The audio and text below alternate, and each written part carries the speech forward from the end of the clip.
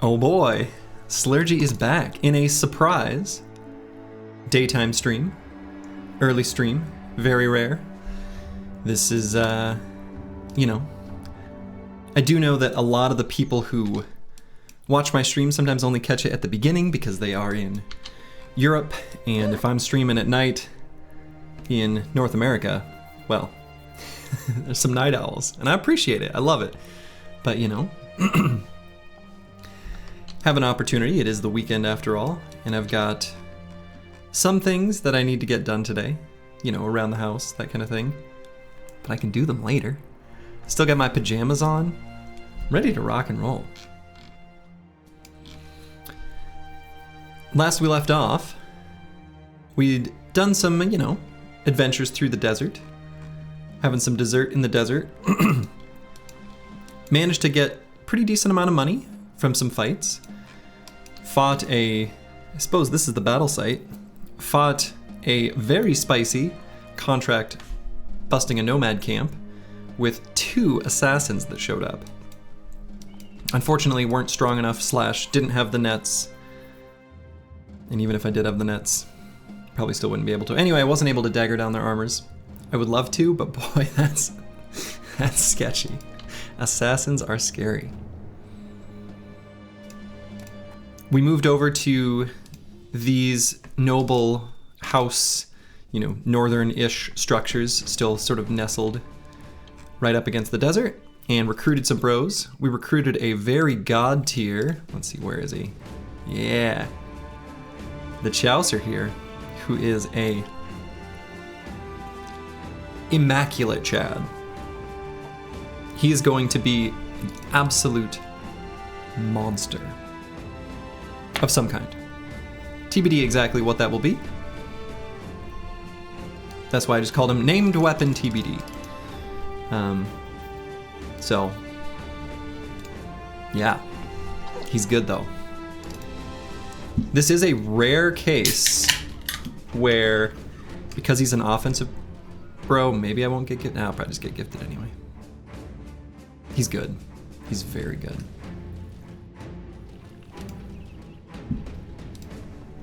Otherwise, we still do have some low-level bros on the team.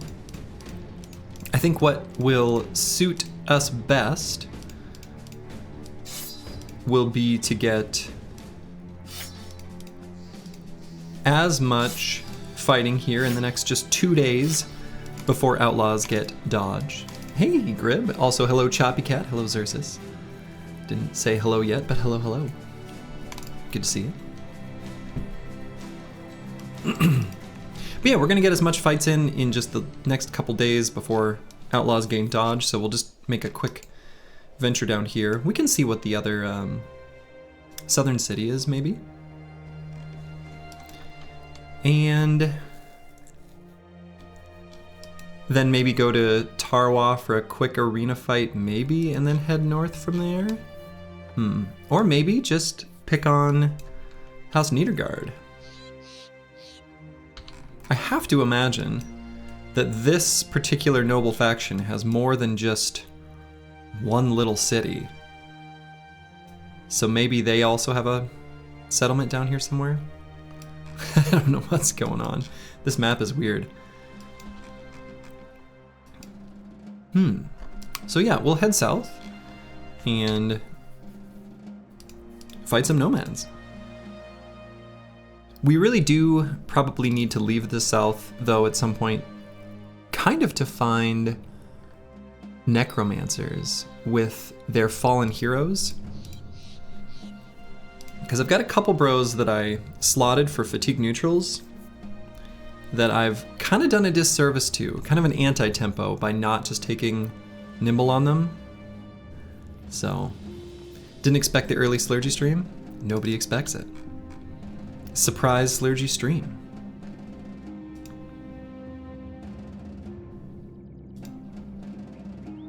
Yeah, I don't often get the opportunity to do this, but you know, I had some time. I had my morning coffee, had a nice, lovely breakfast with the wife and you know, hanging out with the pups. And I was like, you know what? Kind of feel like playing some Battle Brothers. What did you call that supercell sword? Let me know so I can track his progress. He is the Chaucer, who I think the Chaucer will be very happy. He said he wanted a Chad of some kind that didn't just die off. I think that was his request. So I mean, I'm nervous, right? When you get a bro this good, the enemy has a knack for, you know, making their tenure short-lived. Did you get a second retinue yet? Yeah, we went with the recruiter just to do a little fishing. Once I recruit a couple more bros, we'll go ahead and replace him. I think I did unlock the scout now. Yeah, I did. I don't think I did at the time. I think I was still at 4 of 5 when I picked the recruiter. But we fought a couple hyenas, so the law of the game is that he dies within a few fights. Yeah, yeah. All right, we got more hyenas to fight. Pretty good. Pretty good to see those, because we definitely... Many necro savants. Okay, we're probably not going to fight that right now. But we will fight these hyenas.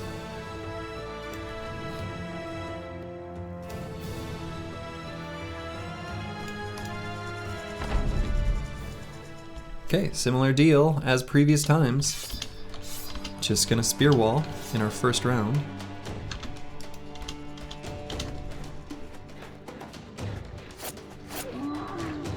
Hyenas are fast.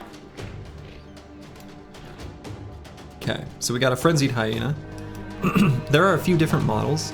It's hard to tell sometimes. You know, you can obviously, of course, hover over them and see whether they're frenzied. Frenzied hyenas look like they're foaming at the mouth, so... You like that the bandages are over the helmet for Xerxes? Yeah, it is funny. He, like, obviously can't see very well, which is reflected here by his minus vision.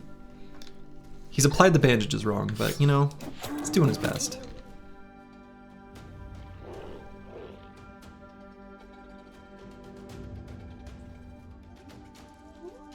Could maybe put XJ8 on this high ground, and then move Christoph, like, down 1 hex. That way the hyenas can't really run around. I think I kind of like that.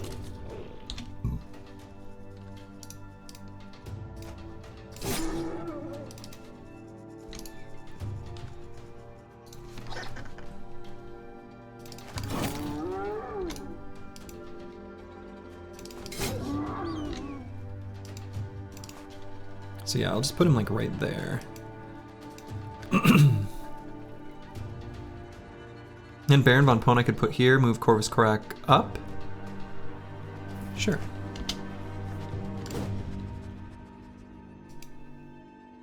Leave Nixlarf right where he is.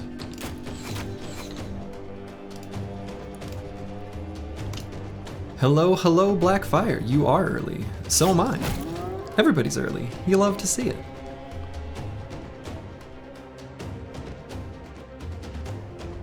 I'm a little nervous to put a Warhound down here because I'm worried where it might go after it kills this hyena, so I might just end turn there. Fortunately, it didn't kill this frenzied hyena. I think Final Overdrive should be just fine though.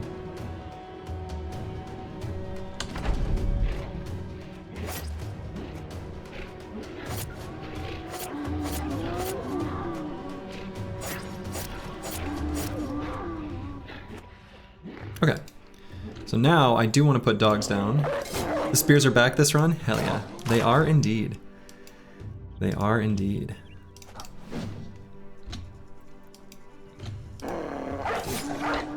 Spears are back on the menu.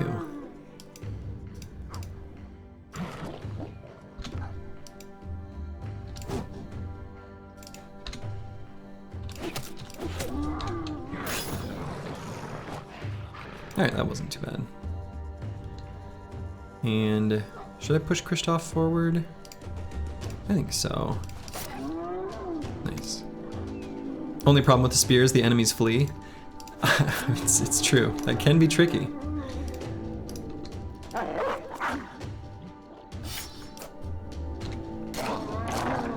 Good boy. King. I got a neighbor actually whose dog is named King.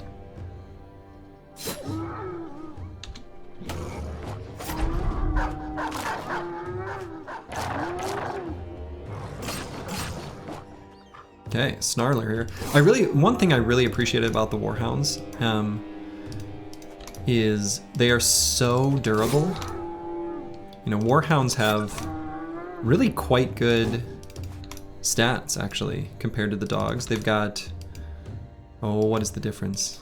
Putting myself on the spot here, but I want to say the dogs have something like 60 hit points and the Warhounds have like 70, something like that.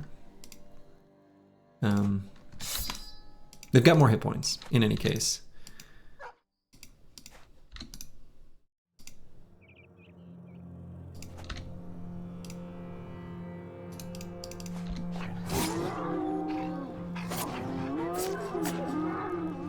Let them down. And they also do more damage, but they have like 1 or 2 less AP. Basically, they are limited to only being able to attack twice and using all their AP instead of being able to move once and then attack twice like a regular war dog can. Slurgy, can I ask for some real life advice? I mean, I can give it, but this may not be the best place to ask, but feel free to ask. You never thought about giving Fearsome to a spear bro? Yeah. I mean, it's good. You're graduating this winter from a computer science degree, but did an internship thinking you would do some programming, but it was mostly IT stuff. So I actually kind of have a relevant, similar experience where I did an internship where they didn't really know how to use my skills very well, and they had a very manual process where they didn't have the tools to join up 2 databases, and so it was going to be a bunch of data entry, and I'm like, okay, even if I can't... Anyway, long story short, I ended up completing like everything they asked of me programmatically, actually using like macros, like scripted auto hotkey stuff, because, you know, someone had to cheat at Diablo 2 when they were younger. And so I had a terrible internship experience. My kind of take is don't worry that it was bad, but don't talk bad about it when you're applying for real jobs afterwards. The sad reality is that a lot of applying for jobs and just employment in general and interviewing is, you know, don't lie, but do embellish. Like, you know, advocate for yourself. So, talk about the things you did learn in the internship and things like that. If it has, you know, if you don't feel satisfied and they're saying you could stay on and, you know, get full-time employment, try something else, you know? If your heart is writing software and you want to do something interesting with your computer science degree,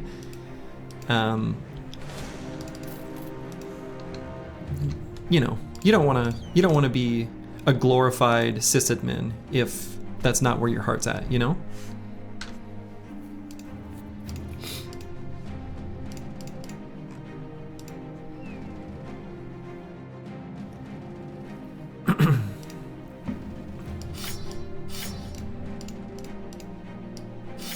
Alright, so we could be fighting Ancient Dead here. So I'm going to go ahead and reconfigure the throwing weapons. These buildings like this in the south can either be nomads or Ancient Dead. I mean, they can be other things too, actually, technically. But those are the most common. So, let's fight. Ancient Dead it is. Now, unfortunately, I had gotten rid of my backup weapons for the Spear Bros. We don't have the greatest of weapons to fight Ancient Dead. Luckily, it's only 8. There is an Ancient Honor Guard here. So,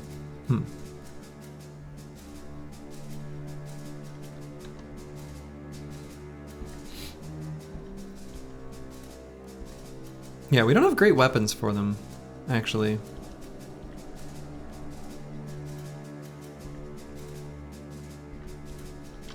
Let's see what they look like when they move forward.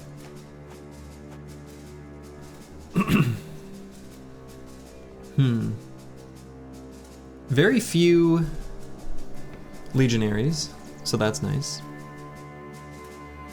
Very early, late, stream, hello? Early. Still wearing my pajamas.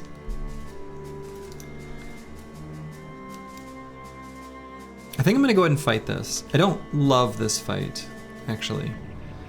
But there's few enough enemies, I think it should be okay.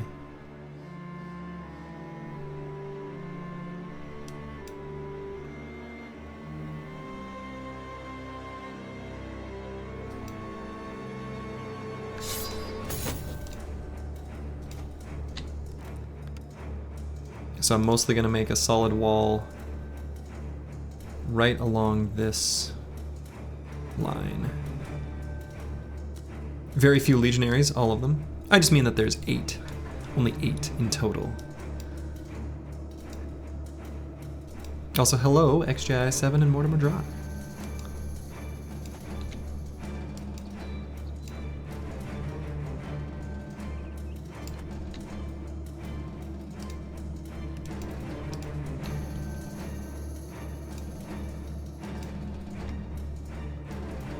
So yeah, what I might do is even pull out the heater shield on the Spear Bros.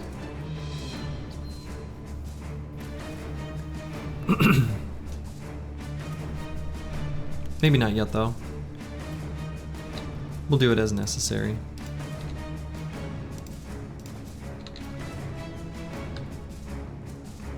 Luka Dookie 09 unfortunately doesn't have quick hands yet.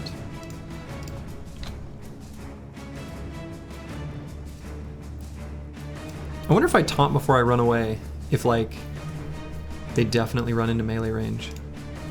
They might anyway. But,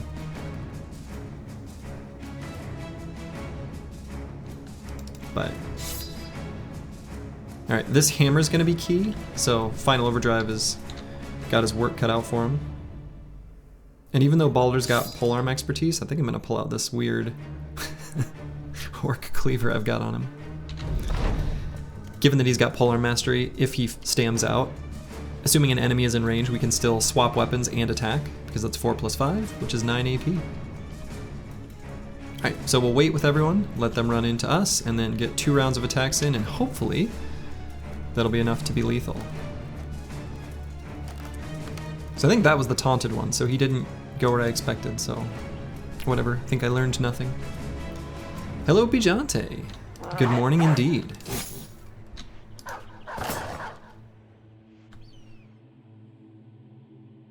Ooh, now that I think about it, the Chaucer is right in the center and in kind of a dangerous spot. He's like our Uber Chad that we need to protect. So we will definitely be taunting here to prevent enemies from going in on him too hard.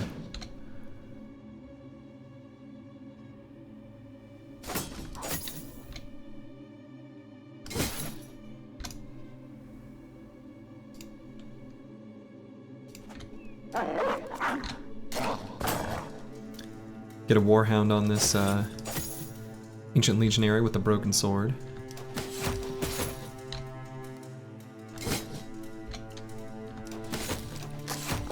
Okay, that was good. That was important. Nice. So let's move Corvus Corac up here. And let's see. Yeah, and I think the other thing too, taunt might be really helpful here because these Ancient Legionaries, because it's before day 100, do not have polearm mastery. So if they attack Corvus Corac, their accuracy is going to be very poor. So that's kind of nice. Ooh, let's go for the decap. Oh, so close. No duelist, so hard to get that damage through armor. First ever Giga Chad you got nearly died to 2 pike hits in his face in the first battle. That'll happen.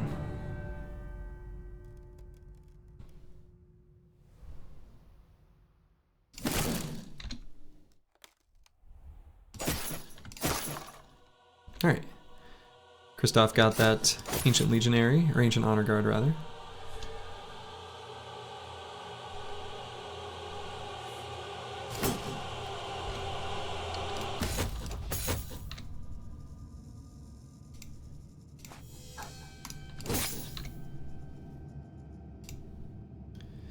So let's move Lukey Dookie 09 up here. So let's taunt. That guy's already taunted. So what if I also taunt here? This sword is almost scarier than the broken pike, I think.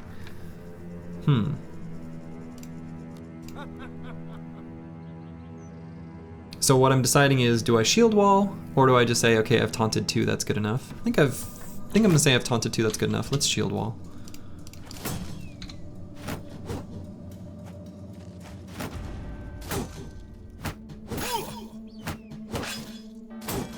Nice.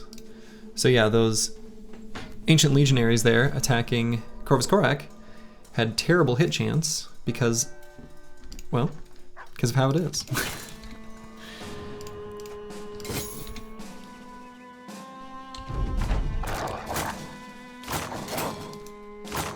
Because they've got no polearm mastery.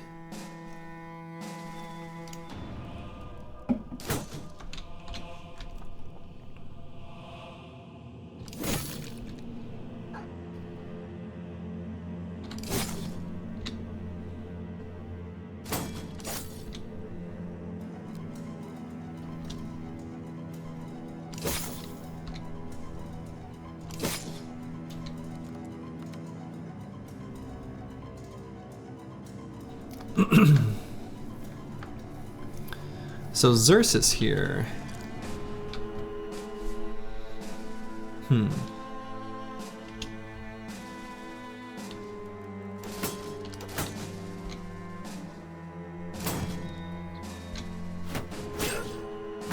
Oh, and we're behind them in the turn order now too. Yikes. Okay, don't like that at all. Okay.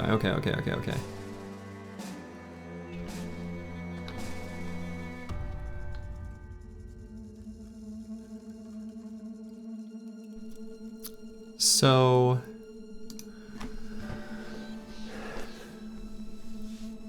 we cannot let the Chaucer die.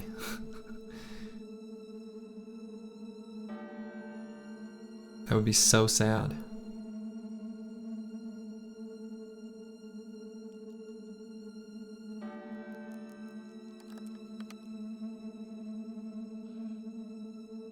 So I've got a taunt.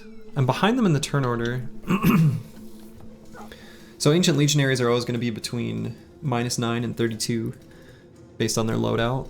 I don't know where these guys are at. If I end turn, am I faster than them? I'm not sure. So I think...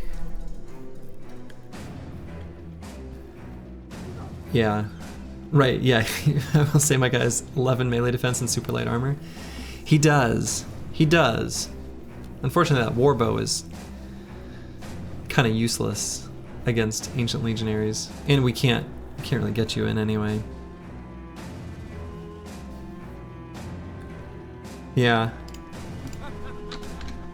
I'd be lying if I said I wasn't still considering it. Okay, that was an important one. Let's see, if I move here, then Final Overdrive won't get an attack. But Christoph should be able to attack twice before his turn next time, which is pretty good.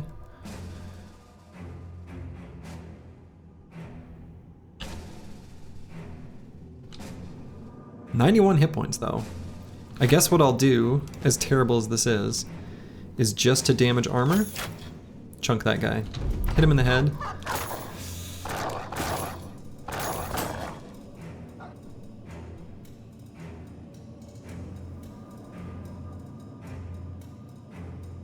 If I push this guy successfully to here, then Baron von Pone can help surround this Ancient Legionary. No, so much for that.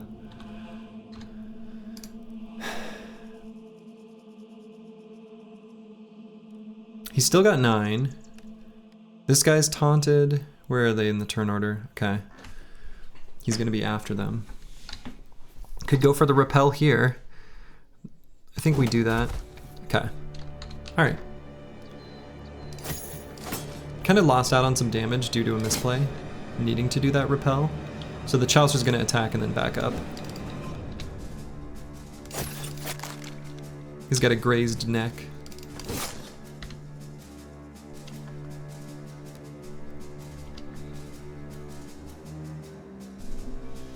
I think Xerxes can pretty safely pull out the Shamshir and attack this Legionary here, though.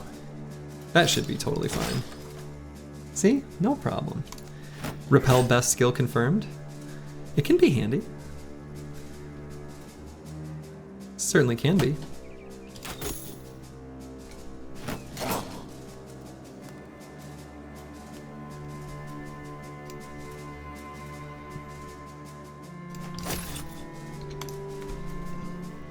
Don't let the new MVP die.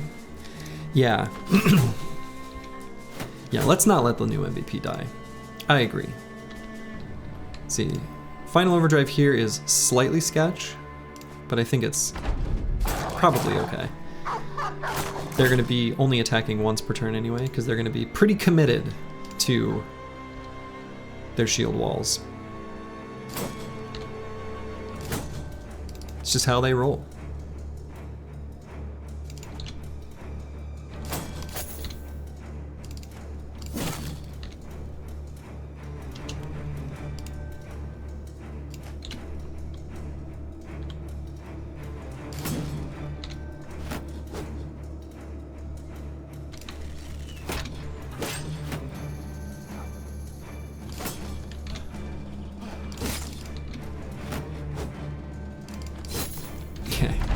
Boy, do we have terrible weapons against these enemies.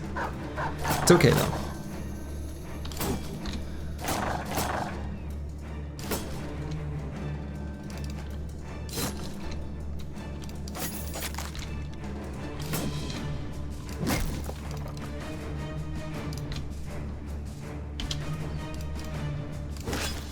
See, Xerxes was able to use that sword just fine. Took out 2 of them. No problem. Alright. Bad weapons, but oh my god! This is a great nimble helmet. This is a great nimble helmet. This is an exquisite, this is a richly ornated Nordic helmet that must have belonged to a high-ranking noble or exalted warrior. 153 durability at -4 fatigue, let's go! That's beautiful. That is a beautiful famed helmet. Exquisite, delicious, beautiful. And actually, I think that's our first named item that we've even found. So, hell yeah. Hell yeah.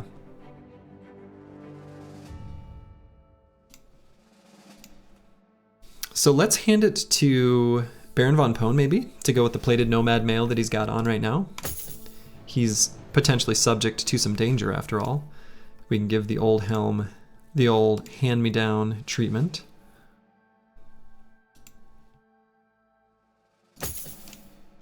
Give the Chaucer a fresh nomad reinforced helmet. Quality over quantity? Yeah, for sure. I'd rather have this any day than, like, I don't know, a really terrible orc shield or something, right? Or a war brand, or, you know, whatever. Great. So I think we're going to continue down the same path. He's going to follow in Kristoff's footsteps. We'll go ahead and grab Fearsome here. And this is a tough call. We really want all of these secondary stats, and he really does need all of them.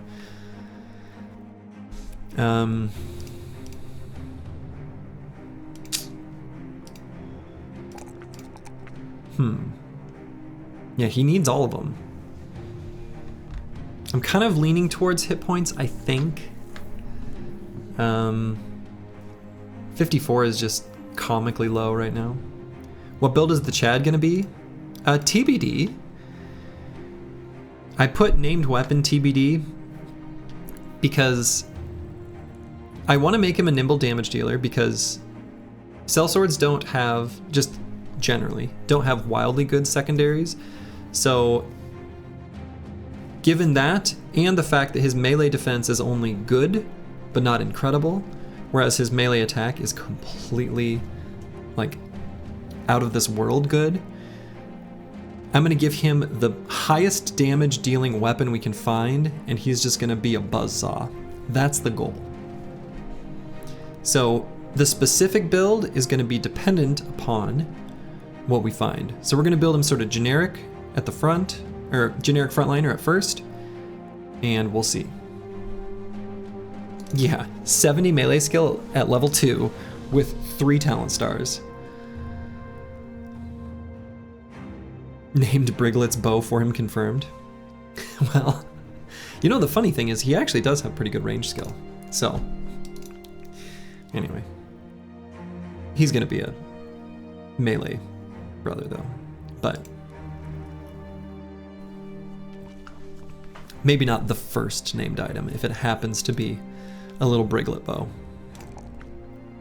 All right, Xerxes, who showed his prowess in melee combat. Should be pretty good for it, actually. This is like a true hybrid that is going to be very capable of fighting in melee. It might be the type of hybrid where I don't take bags and belts, because once I run out of throwing weapons, I'm very happy to just get right in there and mix it up. So we are going to stat him as such. He has tough, so this is kind of 73 hit points, ostensibly. So he's pretty good on that front. And really could take any secondary. I think I'll skip the 1s in melee defense. Yeah, so Mortimer Drock has a good point there. He's got more than 45 range skill. So if we did put a ranged weapon in his pocket, like a bow, as dumb as that sounds, the enemy treats him differently. The enemy AI has a different evaluation of that brother. And we can use that to our advantage.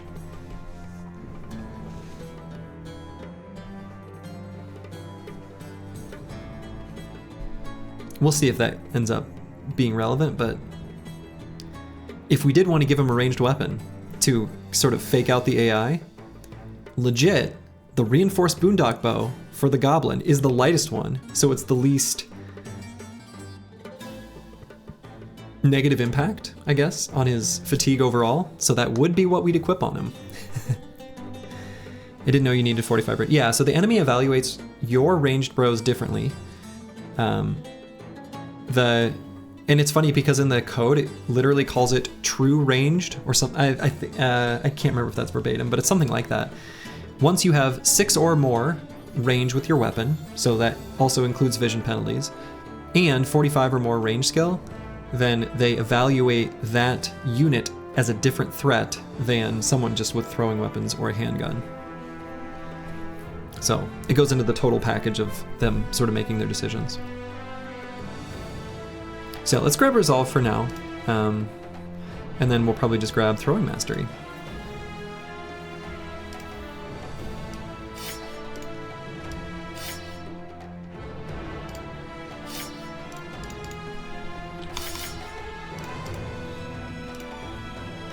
Nixlarfs, our Uber Chad banner, who I am going to make a frontliner once he, you know, sort of graduates to that point. Dodge would be pretty good. We are eventually going to put him in front for arrow warding, and so anticipation wouldn't be bad. So it could be dodge, could be anticipation, could just be rally, could be gifted. Rally maybe not bad for us being able to fight Geists. I think let's do that. I do want to be able to take those fights confidently because Fallen Hero armor could be really good for the team right now. So let's take Rally specifically to make sure we have zombie fights on lockdown.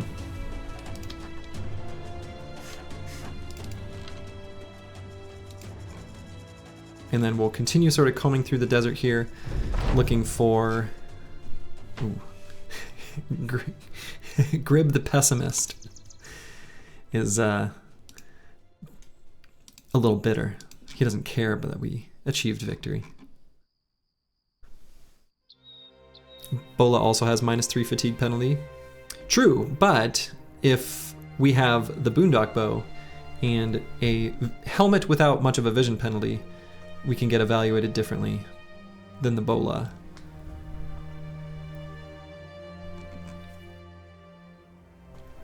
Alright, so Ras Sanan is in here somewhere. And unfortunately we're about to hit day 40. So nomads are going to gain dodge.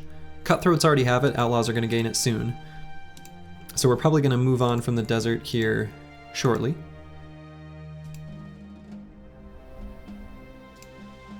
But we'll check out Ras Sanan. See if there's anything we can do for him before we go. Or that they can do for us. Hunt down what terrorizes, we might do that. Especially if it's hyenas. And then they want us to deliver cargo to Sundheim. We could certainly do that on our way out of town. Very nice.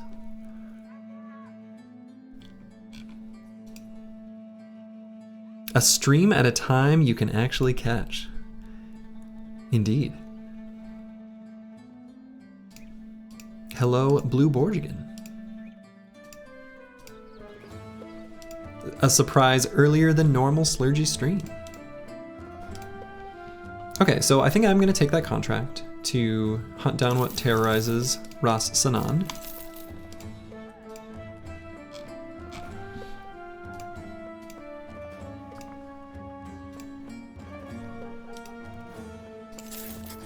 And it is, let's see, Nachos. Okay, we'll still fight him. It's not the hyena fight I was hoping for, but totally fine.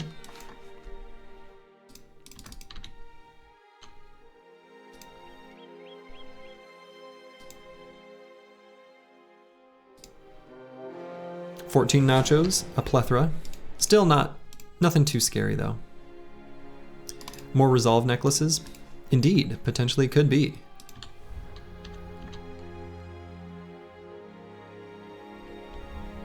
And is there any reconfiguration I want to do? I don't think so.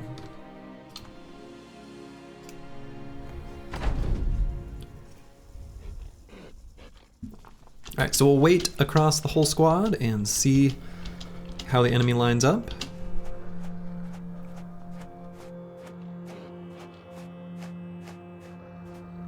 Okay, so they only have just one T3. Not too bad. I think we'll just sit still exactly where we're at. We're gonna spear wall across these three bros, and there will be one hex of vulnerability right there, which will be perfect. So they won't run around.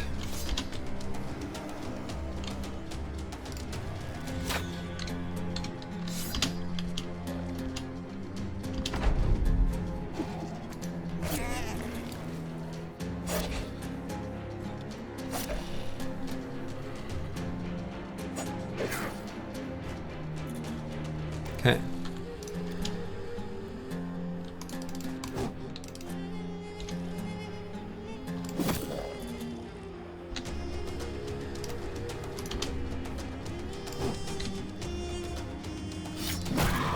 Bonk.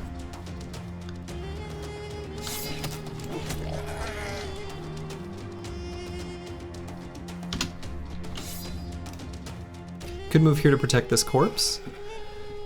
Being in range with this Nacho is kind of no big deal, honestly.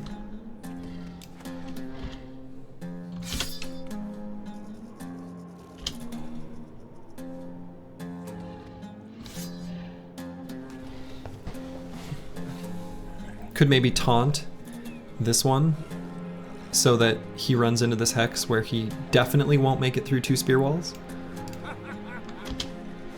Could be good.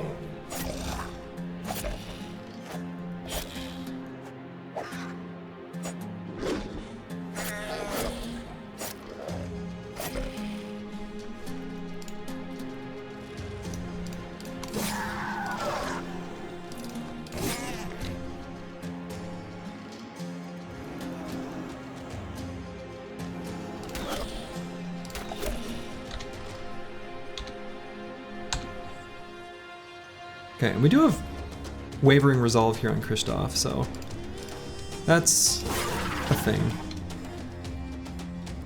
A Nacho might get a snack there. I think that's fine. Oh my god, I said he definitely wouldn't get through 2 spear walls. And he did. Incredible.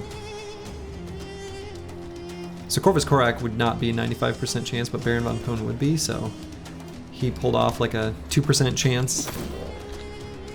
Ish, something like that. Good for him. But now it's time to die.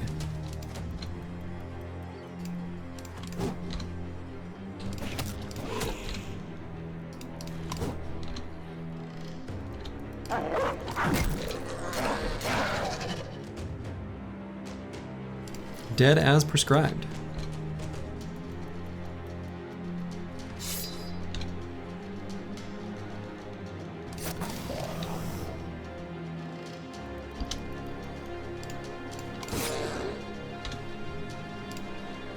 Okay, just getting in melee of all of them so that they can't rally and so that they try to run and die.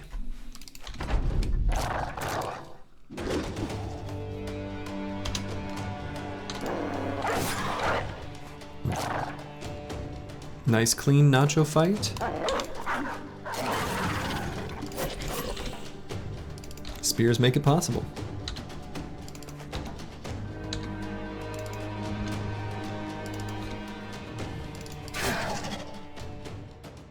Only took 59 points of damage on Final Overdrive there.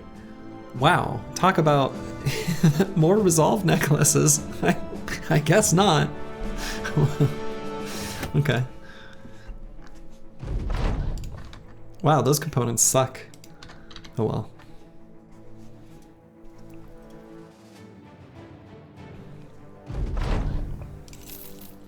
Yeah, what a disaster. What a disaster. You know, Twitch's default not like this emote is so good. That one is so good. Shouldn't have said anything. I know, right? You cursed me. Nah. We just got unlucky. Oh, we should get our guy who needs to learn how to read. We can get him up to level 2. In an easy fight. We can pull Manifest Destiny's Child in.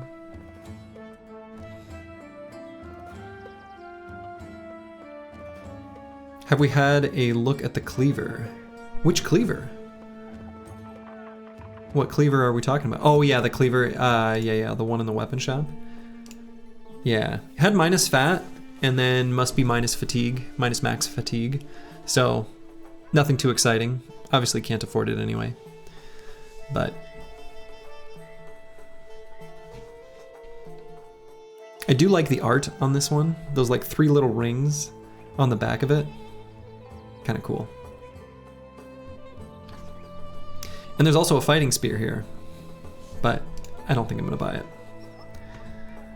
Always fun to look though. Yeah, yep.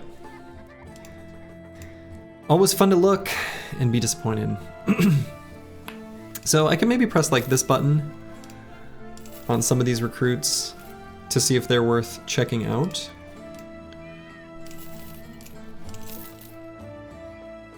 Yeah, we got some that are worth looking at. They've got good traits. Shit, even Oswald. Wow.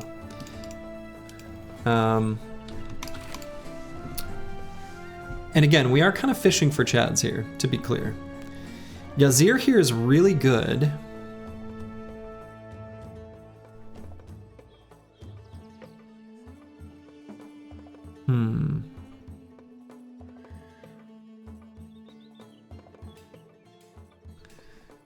He's a maybe.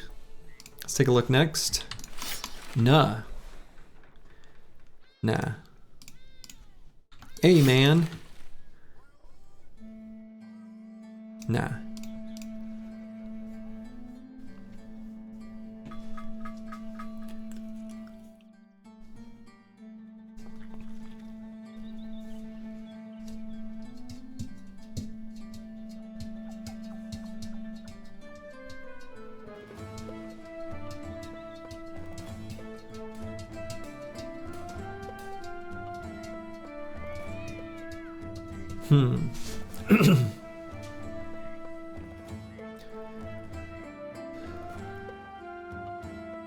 Yazir is pretty good.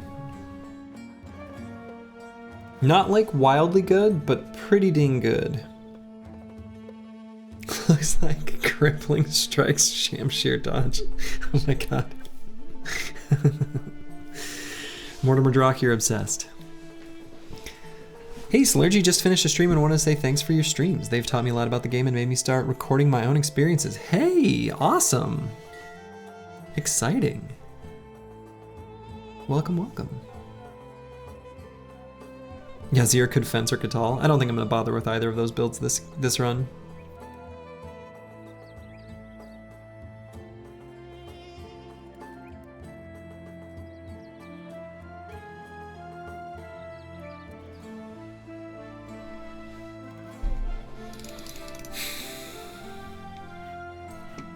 So yeah, he max rolled hit points. He basically, yeah, he max rolled melee skill with a talent star and dexterous. He's pretty good. He rolled well, yeah.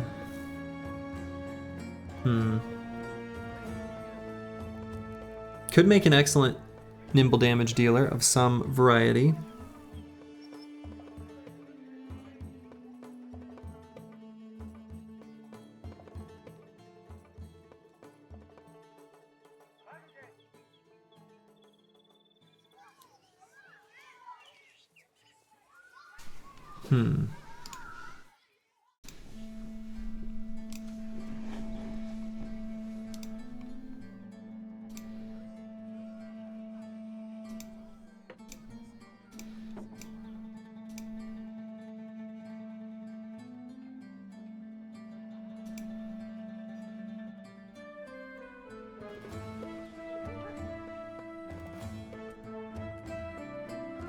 Yeah, considering how many Polar dudes you currently have, there might still be a place for him to bridge for endgame squad. Yeah.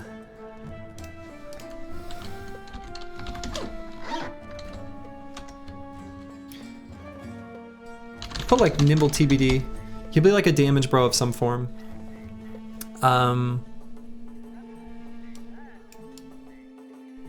now I'm gonna keep him sort of in reserves. How many slots do I still have? 3. And this guy, too, I want to take a look at because he's got Fearless. We will have to, like, yoink off some valuables, but that's okay. Got any name for him? Why so early? Well, because I can. Still wearing my pajamas. It's Sunday morning. I don't know. I got some stuff I got to do today, but I'll do it later. I probably should name him, and I should go down my queue. And this can be Bijante. Boom.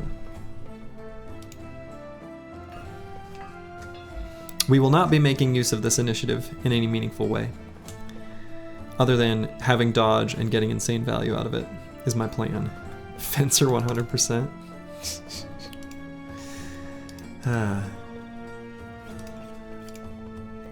If we find a named fencing sword, if that happens, he can be a fencer. But the way I'm going to build a fencer is going to offend people. Because there's this button here that I'm never going to press and I'm not going to spec into. Consider yourselves warned.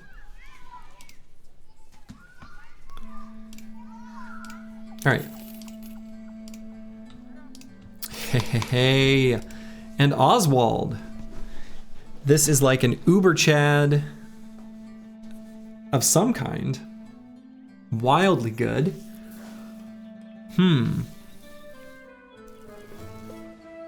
If possible, could you be added to the queue for a bro? There are quite a few. You can be added to the queue.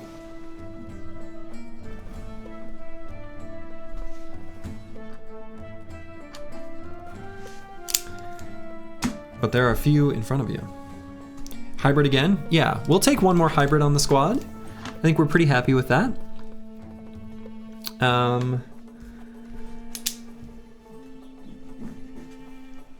And I've got curse words next in my queue. Almost Battleforge Axe Gunner. Yeah, I guess Mortimer Drock and curse words. Actually, I have Mortimer Drock before, but I have I next to that as my notes. He could be a Forged Axe Gunner. I do love that build. He's gonna be a little light on melee defense, but not by much. A little light on fatigue for a Beast Slayer. You know, they could end up with more.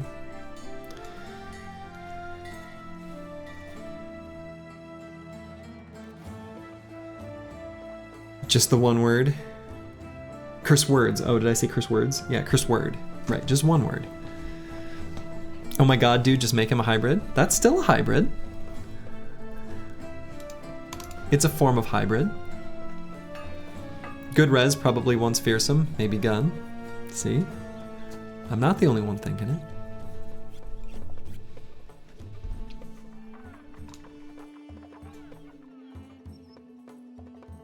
We're not going to do any overwhelm shenanigans or anything like that.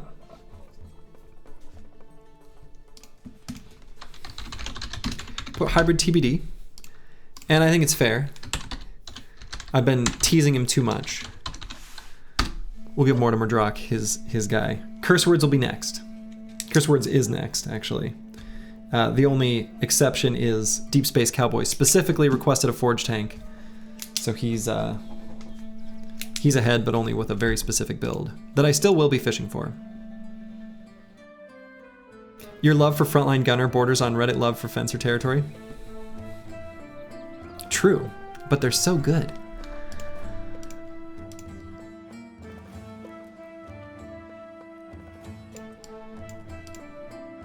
All right, Balder will take a step out and come back in only for challenging fights.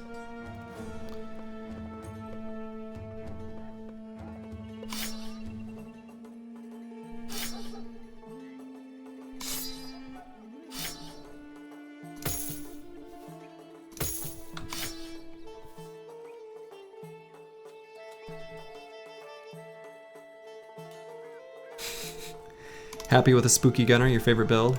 Yeah. Yeah, I also love Spooky Gunners. Love them. Love them. In fact, I'm just gonna put... He's gonna be a gunner.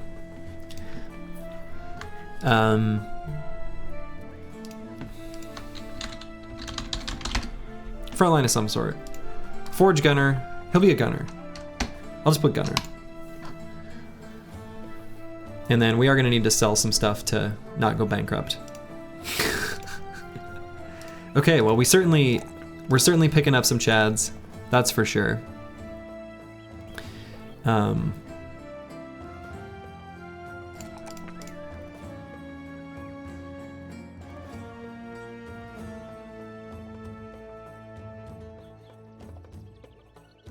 Let's go dodge on the Chaucer here.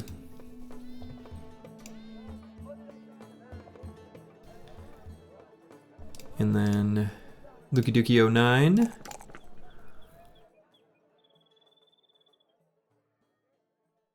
Could take the opportunity to grab Resolve here. Let's do it. And let's get him quick hands. Mortimer Drock. Well, anytime we see +3s down the side, we're definitely going to take those. Could maybe do a +2 in melee defense over the 4 in hit points. Does that mean we're never going to touch his hit points? Maybe. Kind of depends on the type of gunner I make him.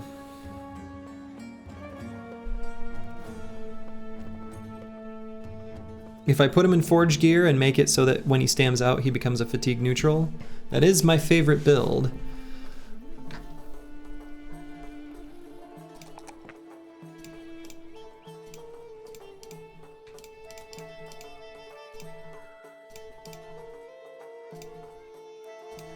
I think that would be a good fit for him.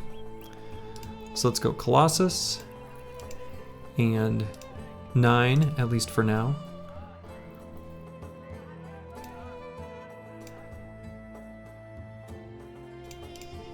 Okay. The team is in really good shape. We actually already have like a full lineup, with the exception of replacing Corvus Corac for like a proper forge tank. And even then, maybe we don't do that. Maybe we end up not doing that. I'm not sure.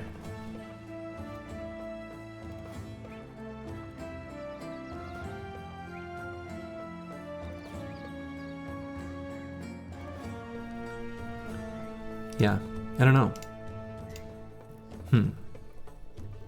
Anyway, we need a little bit of money so we don't go bankrupt. So where am I heading?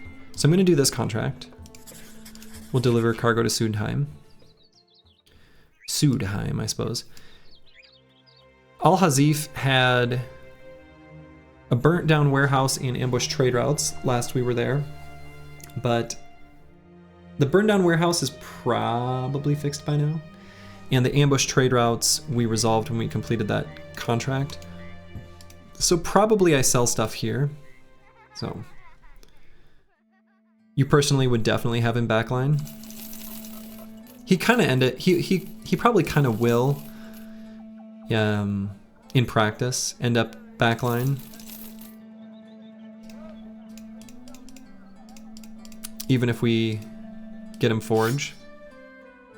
So. All right, and let's get rid of the head chopper. Let's get rid of all this stuff. Let's just turn this all into money. So Al-Hazif does have the taxidermist. Where else can we access a taxidermist?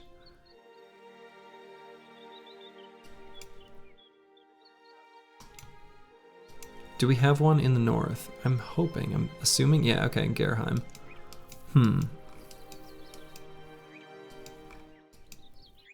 Any reason for not repairing expensive stuff? Just to, as a small extra challenge to the game, I find it kind of an obnoxious part of the gameplay loop, and I don't know. A combination of it's not fun to watch, it's not fun to do, it's not fun to manage, and it makes the game just a little bit harder, and so that's why I do it. So I just set a house rule. Aha, okay. All right, some mercenaries have decided that they want this. These surprise fights are always tough because right now, like, we just put Mortimer Drock in, who's level 3. If this is a truly difficult fight, we would actually put our polearm guy back in.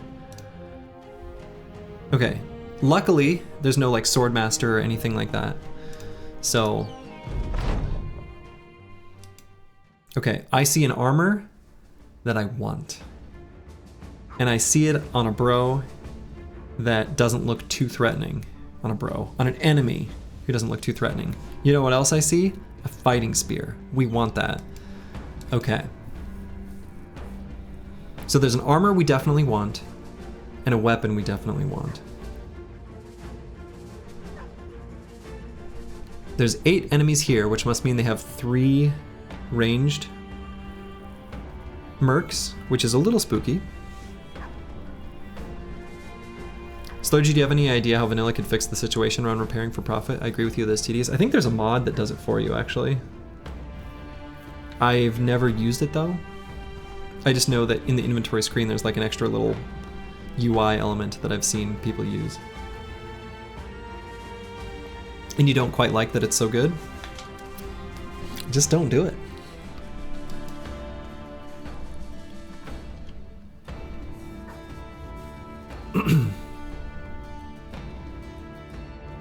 Alright, so I am going to spear wall for the dogs.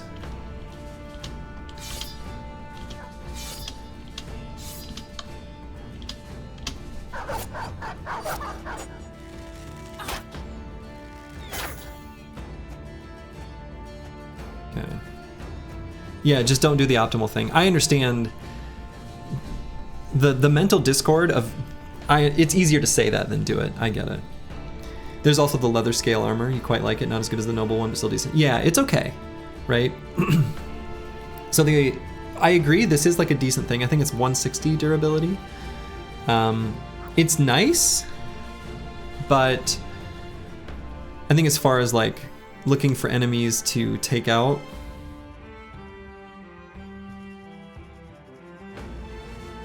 he'll be easier to just, you know, he doesn't have a shield, right? Take out the old-fashioned way.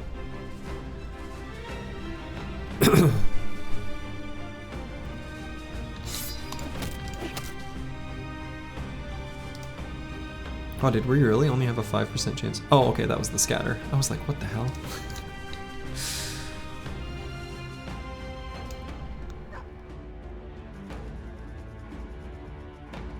Yeah, not enough stuns and nets. Agreed.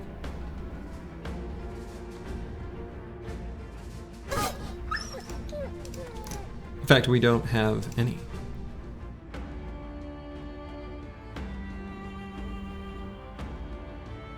Playing optimally is not optimal. I kind of agree with that. There's some truth to that.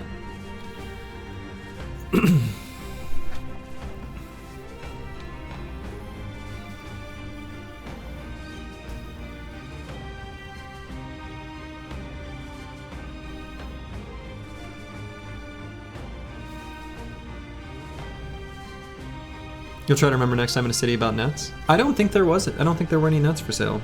Again.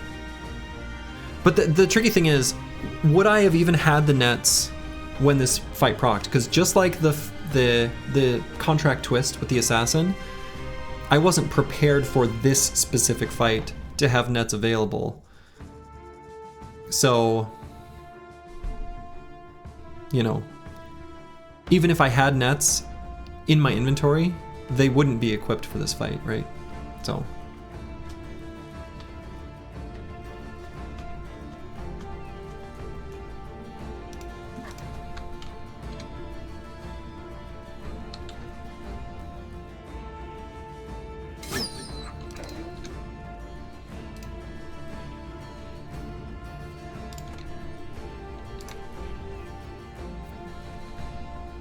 Okay, and I am a little worried about the enemy ranged fire on Xerxes here, but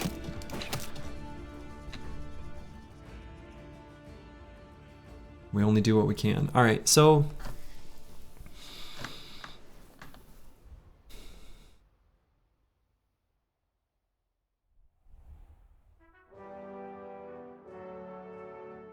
Corvus Korak can go here.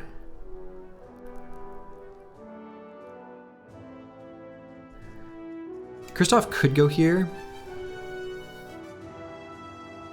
It's a little spooky.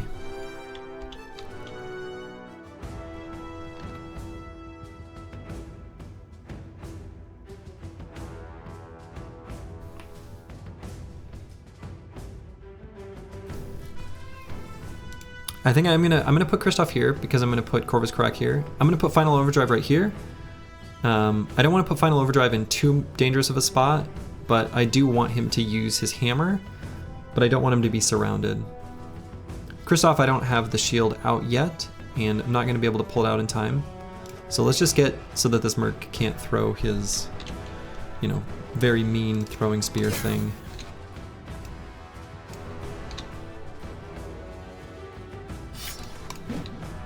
Dang, really wanted to hit that attack.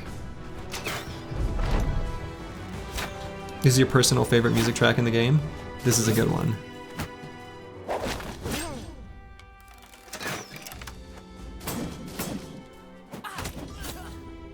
Okay, we're gonna have to back up with Xerxes.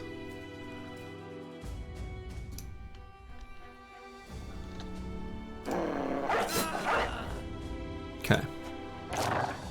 I don't like that the dog went in range of this merc, but it's okay.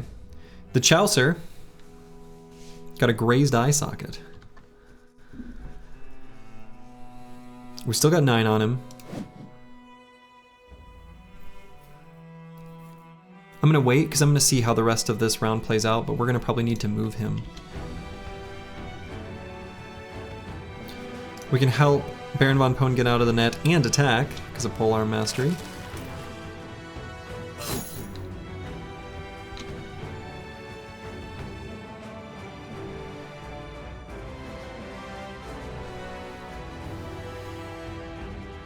A bro too good to be alive? Yeah, we're gonna have to be careful with him. Bad with maps is gonna have to just like move forward, maybe even put him here. Not too dangerous of a spot, especially if that lets Baron von Pone sort of skip ahead to here. I think I like that. So Xerxes is gonna need to be careful. I might just throw back up. Put him out of scatter bonus range, I guess.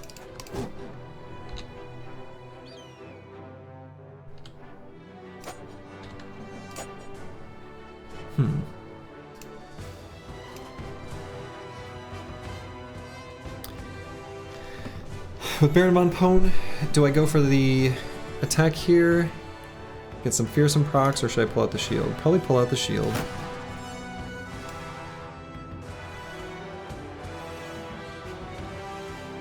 So the Chaucer is going to take a step back.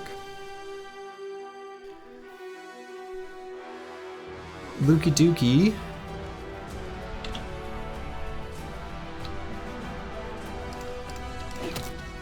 Man, we're doing a lot of missing.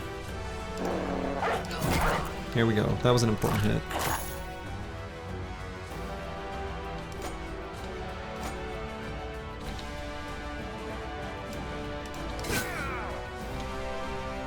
Okay, and the Chaucer is going to back up, unfortunately.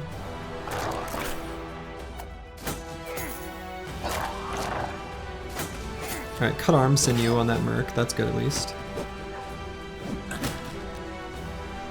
Okay, not too bad.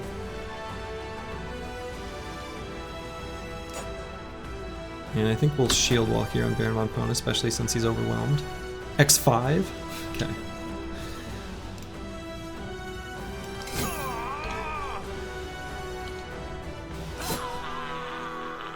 Nice. Now, this is our Houndmaster, so putting out a dog is a good idea. I don't want the dog to go here, I want the dog to jump their back line.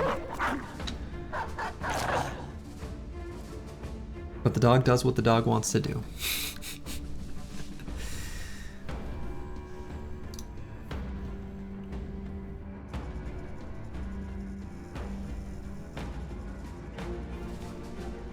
As boring as it is, I don't want to hit this guy because I don't want to damage his armor. I could repel him. I actually don't know which of these two hexes it will pick. I suppose probably this one, because of the kind of general rule of thumb, how everything in the game starts when it iterates, goes from the top, and then determines validity around clockwise. So I think if I repel, he goes up to there. Which I don't want to do, I actually want to push him there. I don't really want to go in melee range, these archers, because they're almost more scary there.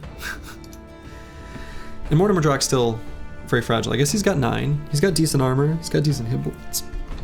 Okay melee defense, only 5. He's still really low level, right?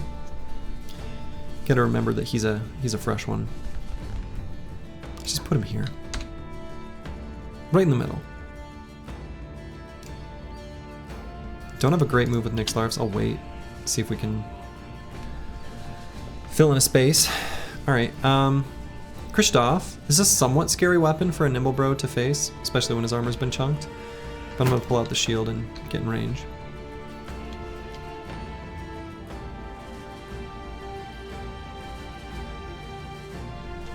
Lukey Dookie, I'm gonna wait for Hex to free up. The Chaucer, I'm gonna wait.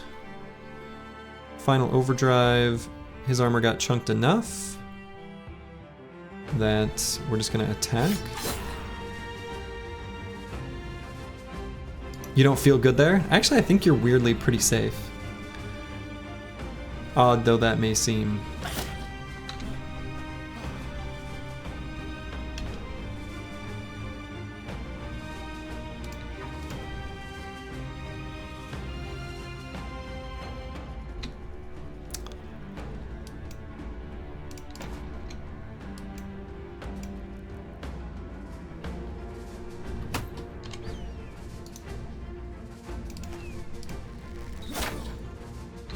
Nice shot there, Lukey Dookie 09.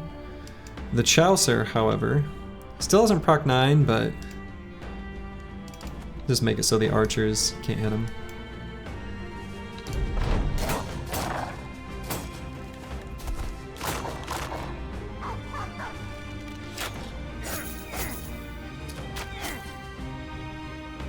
Okay.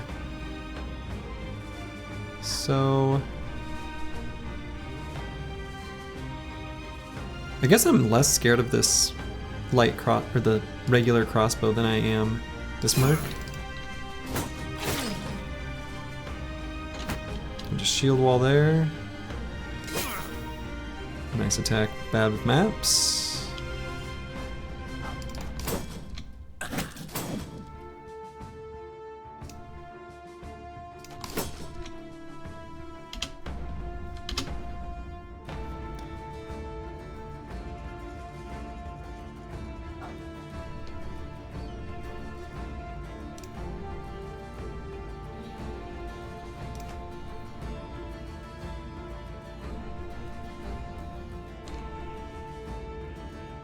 Guess I'll go for just a dumb attack over there. I just don't have a good one here. 39% chance? This could very easily be lethal. I think Baron Von Pone's got enough health. Oh, come on. There we go.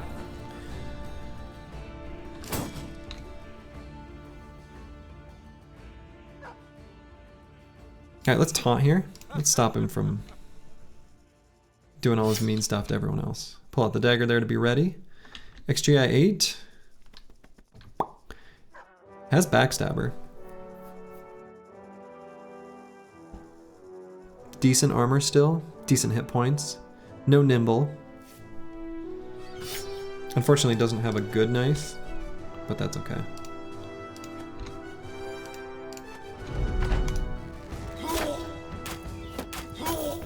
Okay, final overdrive is gonna need to back up.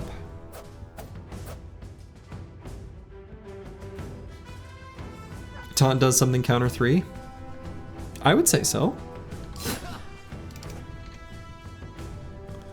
I think that counts.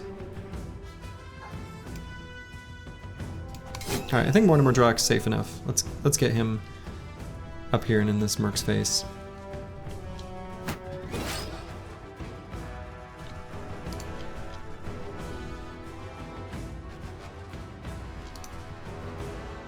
Yeah, if it gets us the armor safely.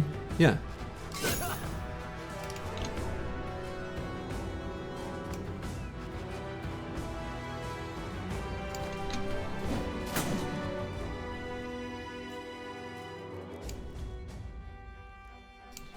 Final overdrive just needs to go all the way to safety, I think. Lukey Dookie's a little low on fatigue. Dang it.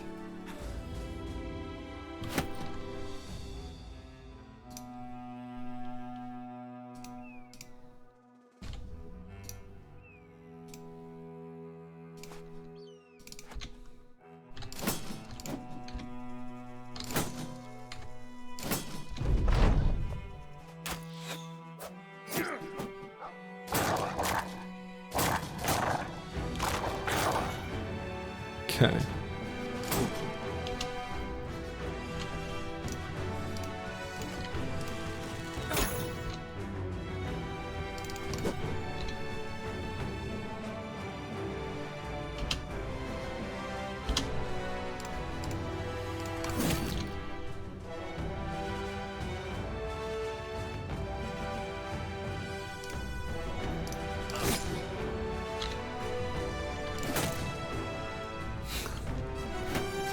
Stupid kite shield. There we go. Let's get Baron Von Pone over here. Perfect. Ouch, your lung. Yeah, we got some things to figure out. We're gonna get Corvus Korak here in range of this merc because we may need to taunt to keep like Christoph safe. He's exhausted. I wonder if I just save my fatigue to puncture when he can get a better surround.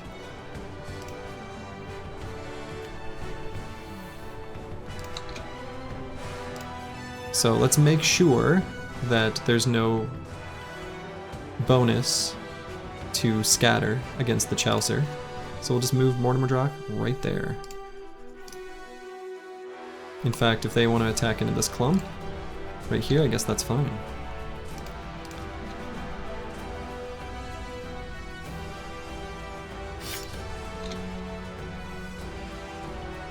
Same deal with XJI 8. We'll wait for a better surround there.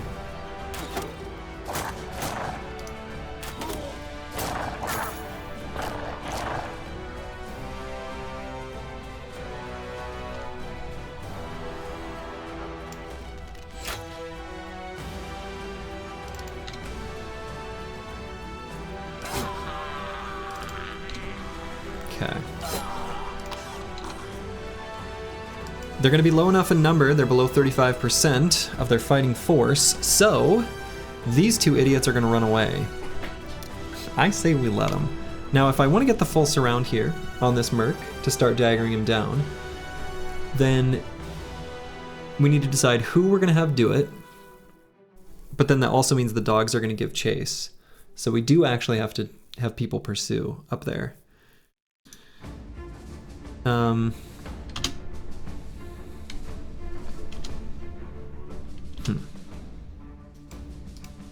Rando dude lurking in chat.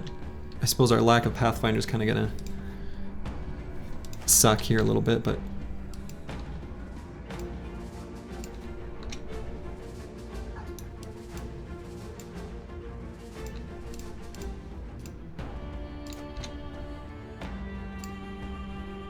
Baron von Pone would be a great choice. So let's do that. Let's taunt. Lukey Dookie. Maybe he can pull out his bow. And Bad with Maps, I suppose, will be one of the ones here to do it.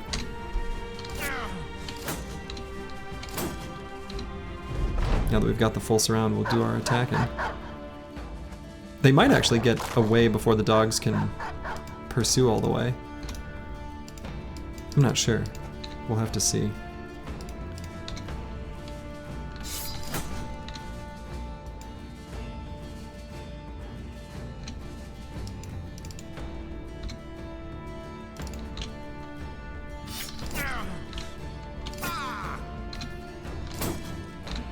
Okay, that guy's fleeing. So, run him down. I think they're gonna get out. Yeah, I think they did it. Good for them. Whew. Unexpected spicy fight. Took some injuries, took a bunch of damage, but you know, we were able to sort of scatter it about. And notably, all of this like, I have these bros that I didn't take nimble on and I feel bad about it. Justified. Because we got a pretty good like transitionary forge piece of body armor and some decent helmets here too. Also did get the fighting spear. Very few people would celebrate over that, but Slurgy will. And otherwise, just weapons we can sell. Whew. That was a spicy one.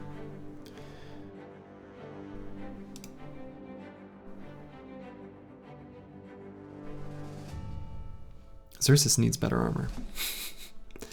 Okay. Xerxes is going to sit out. Let's put this... Final Overdrive is going to sit out. Put the heavy armor on the banner for now. Put him in front.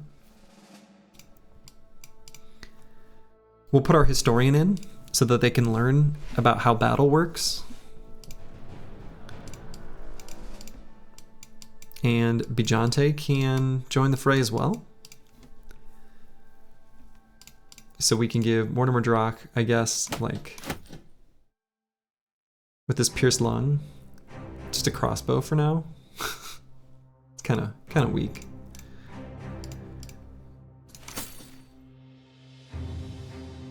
We'll get Manifest Destiny's Child. pike. Bijante will give, let's see, and then let's put this here. A holy 210. Yeah. Yeah, pretty happy with that. Pretty happy with that. Definitely. And then we'll get a fighting spear up on someone. Either Christoph or Baron von Pone. I guess we'll do Baron von Pone. Doesn't really matter to me too much. We do need some spare nimble armors. Just generally. So, have to work on that.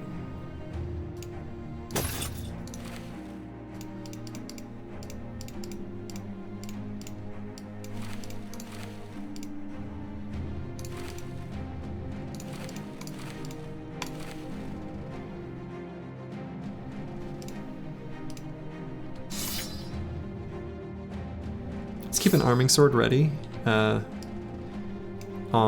like Reinhardt. We'll have him hold the kite shield as well. I'm gonna have him hold on to this arming sword for if we fight Ancient Dead. I can actually give it to Baron von Pone and Christoph when the time comes. But yeah, Final Overdrive and Xerxes are gonna have a little, they're gonna get a break. Now the Chaucer, his injuries are surprisingly irrelevant. We'll just need to be extra careful with him.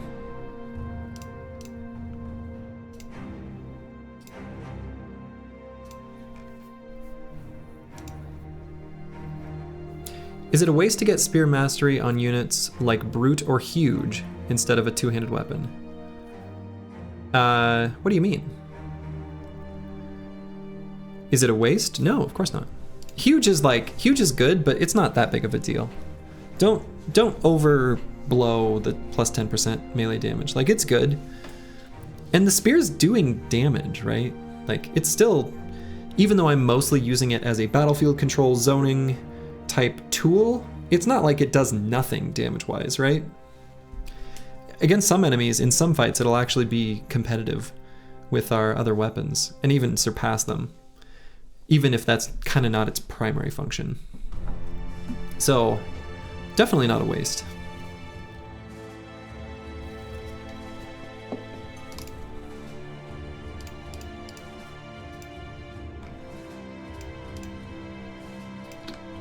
All right. We are also out of ammo. Something to consider about our current situation. We didn't give Bijante a weapon. Let's give him this. And we'll fight some cutthroats and an outlaw. Nice, cute little easy fight. Again, being mindful of those who are hurt.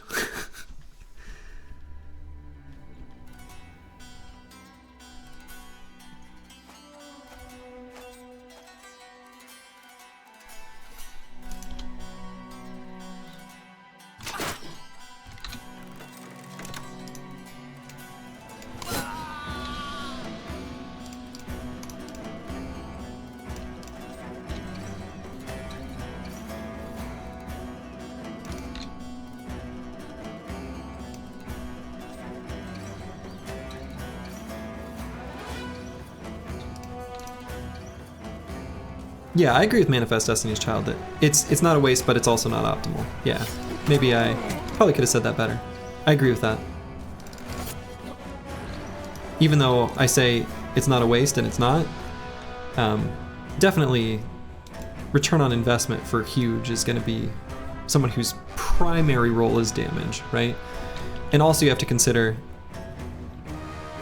it's a build that's going to get swung at a lot by reach weapons. And so, you know, and also be potentially subject to range fire. So the minus defenses matters, right?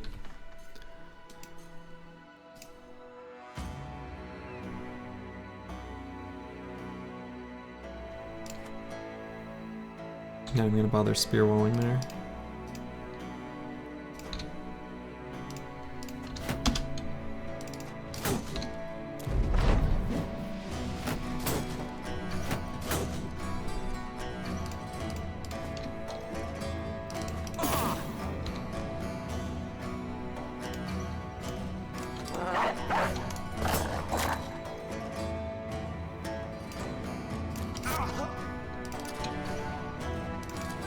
Oops, I clicked the wrong hex. This fight kind of doesn't matter though, so.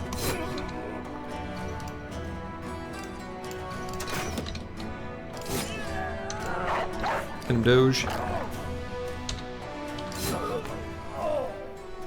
Okay. Got a spare nimble armor out of that, so that's good. Need that. In fact, let's just get rid of this rugged surcoat completely.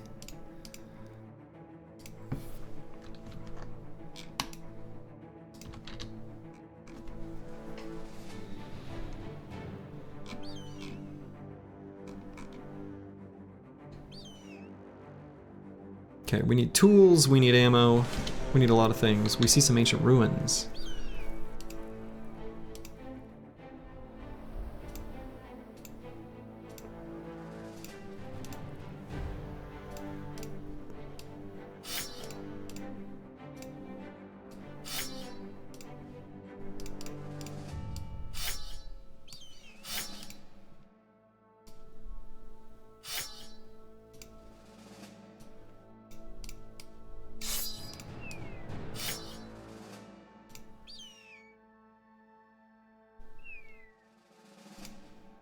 Okay, we're gonna do a fight there, because, you know, greed. And on the Spear Bros, just in case it is Ancient Dead, we'll pull out some,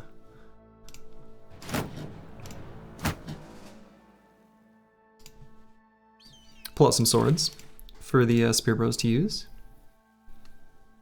They don't have Duelist, otherwise they'd be chonking through those Ancient Dead real well, even with those weapons. Not great weapons, again, for Ancient Dead.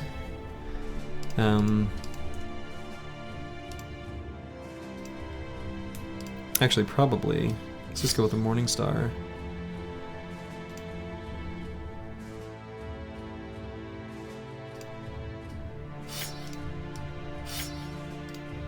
We have Corvus Korak, arming sword. Maybe won't be relevant, but greed is good 5,000.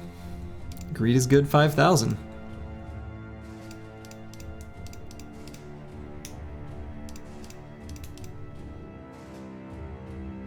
Could maybe consider swapping a polearm for pole mace on a non-polearm mastery bro. Yeah, we could. We certainly could.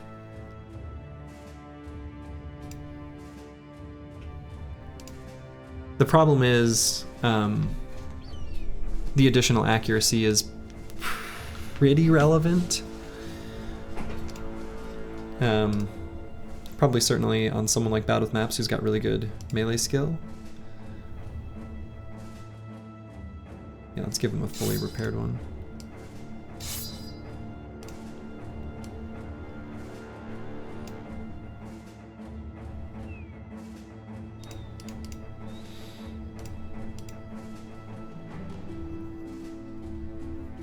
We also don't know that this isn't nomads or something like that, right?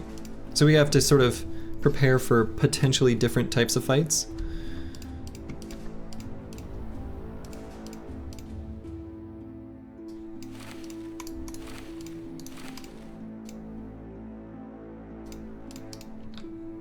Okay, should be good enough for either, unless it's like a really big camp.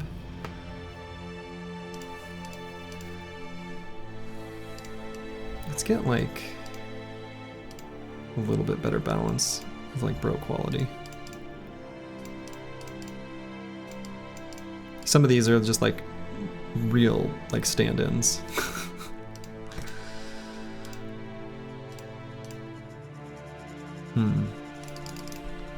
Yeah, we'll have to be mindful of maybe retreating from this because of how diminished we are in strength, but we'll take a look.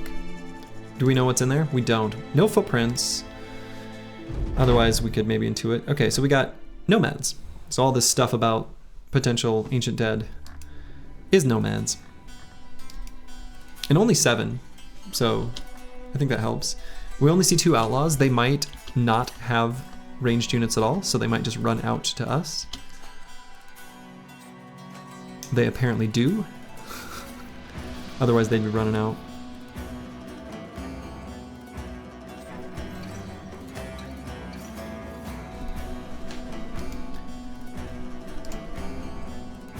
Kind of inclined to just like run forward 4 hexes. I think that's fine.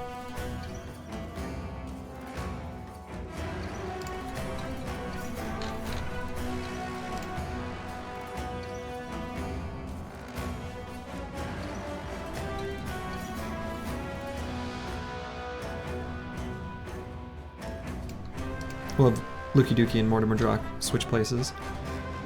Resale, the Shadow. Spooky. They've got just 1 archer.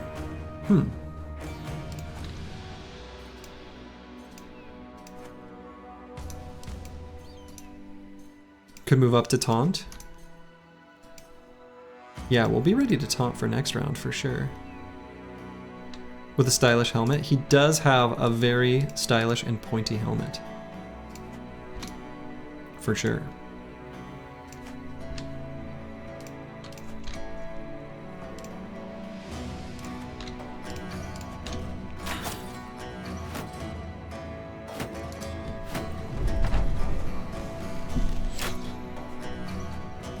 Okay, we got pretty decent defenses, including range defense on Nyx Larfs. He's not quite to where we want him yet, but he's alright.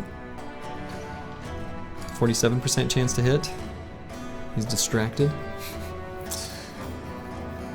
Probably get a little bit of a surround bonus. Wait for other bros to come around. Not Bajante though.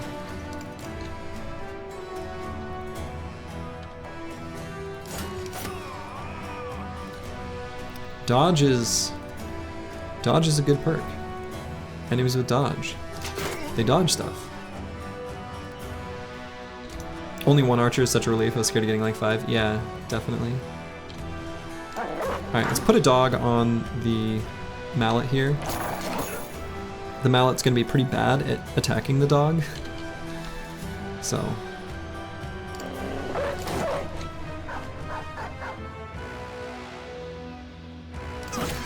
Chaucer is gonna need to be careful.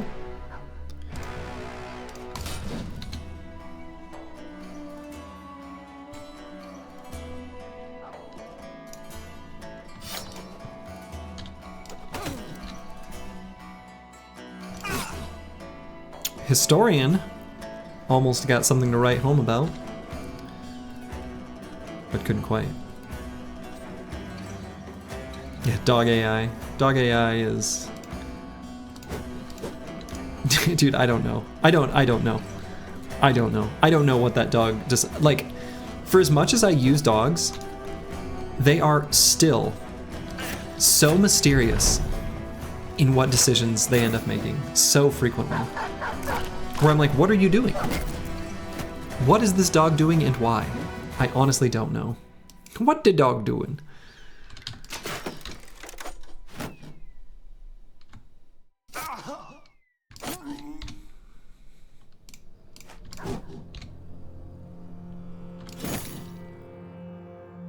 Rabbit there, he chasing? Chasing what? What do you see, Snarler? Do you see ghosts? Alright, so I am gonna put another guy in melee with this outlaw. Just so he doesn't kill the dog. Little spooked in doing that, but...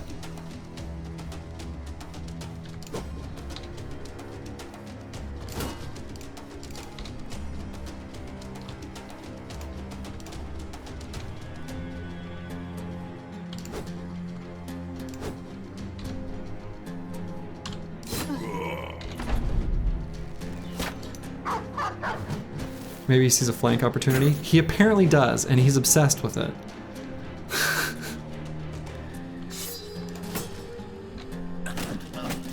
Oof. Bad with maps.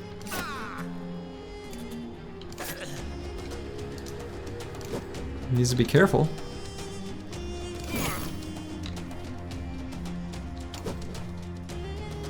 Maybe should have attacked there. Okay, let's get Baron von Pone up to help with Resale, the Shadow.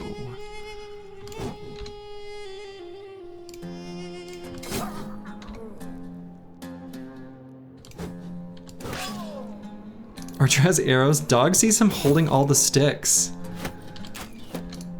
That might be it. See, he still went after those sticks.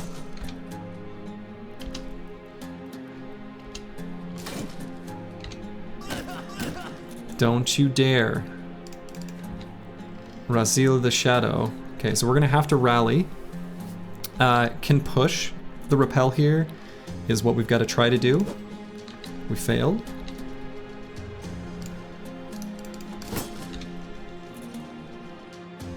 Can emergency swap to Morningstar and attempt stun? Got it. Hell yeah. No problem. No problem. Let's get here for a taunt next turn. I wasn't worried. Were you worried? Not me. I wasn't. I wasn't worried at all. I figured it would be just fine. I knew it would be just fine. I knew. I wasn't worried. See, Bad with Maps wasn't worried. He's fine. No problem.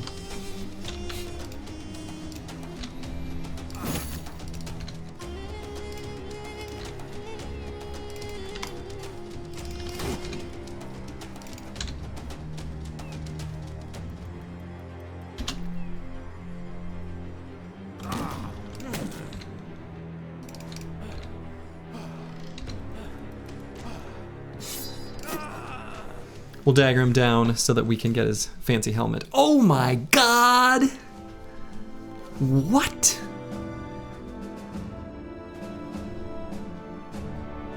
Dude. What?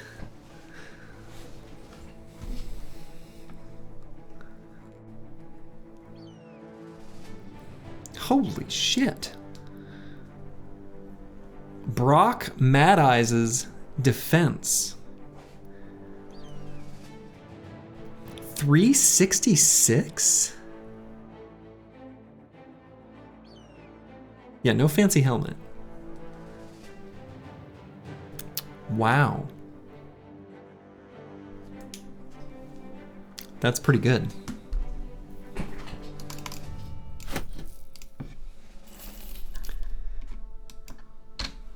Well. Well, well, well. Truly blessed.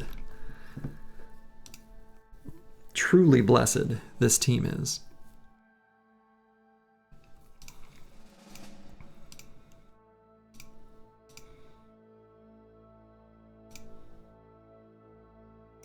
Bad with Maps. Needs to be cycled out. Balder, you're back in.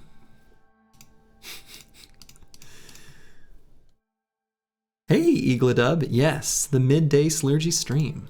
Slurgy's still wearing his jammies.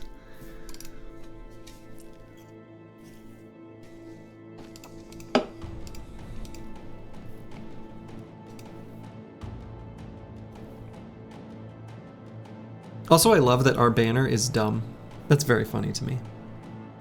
Always funny when that happens. Nick's Larfs. He just likes to eat. He plays with crayons. But he leads the team, you know? Okay, so we're gonna put this armor on someone. I guess for now we'll put it on Nick's Larfs. And the Chaucer can get maybe some better headgear here, I suppose.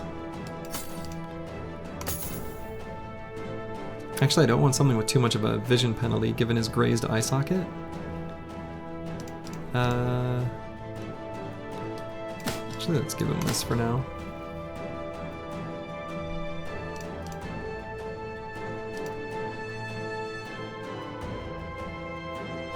Now let's give him this.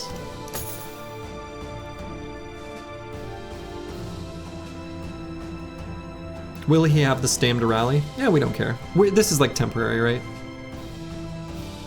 We can re-equip him if we have a fight where we need to rally.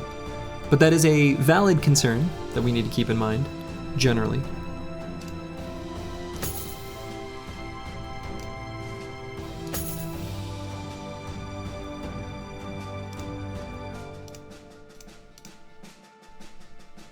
Bunch of scuffed armors, that's for sure.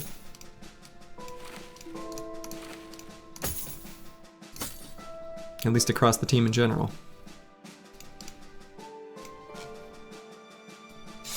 Alright, we will replace the throwing axes back with our javs.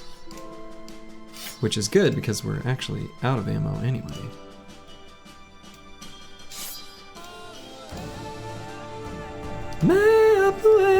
I love it when the music kicks in this track. It's like kind of out of nowhere.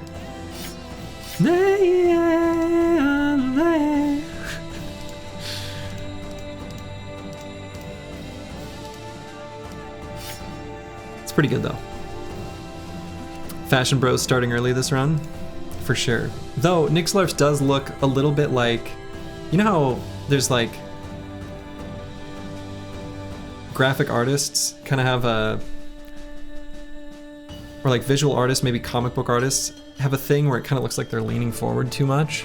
He kind of has that kind of look going on right now. Like he's got a little scoliosis in his upper back. That's alright, we love him anyway. But yeah, the Stitch Nomad armor with the Pogart Ancient Honor Guard helmet, that's pretty sweet. Definitely. Gamer neck, yeah. Not me though. I don't just sit at my computer all day where I have that problem.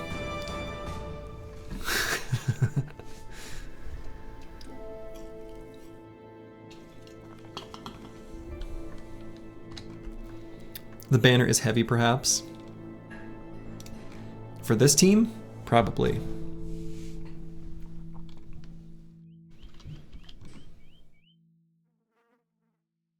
All right. We'll deliver this cargo to Sudheim. And we'll see where this takes us. Hunt down what terrorizes. These are good contracts here at this part of the world. We're keen. Keen to take more fights against beasts. Wow. 418. Just a casual 418 for tools here. You just realized that the reason you haven't played with less good origins is because there's no achievements for doing so, unlike many other games.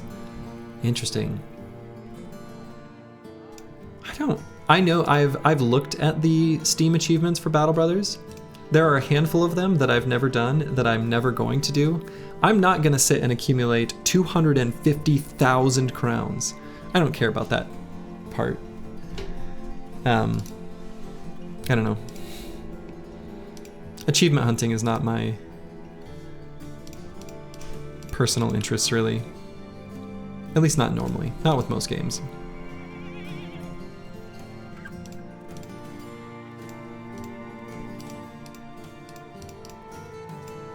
Certainly not with Battle Brothers. I've never achieved 8,000 renown. I've never reached day 365. I've never retired from a legendary company. I've never reached allied relations with a southern city-state, and I've never used a Potion of Oblivion, though interestingly enough, I know for a fact I have crafted one. I just didn't use it because I decided I was done with that campaign. You don't want to be rich? Not in the game, no.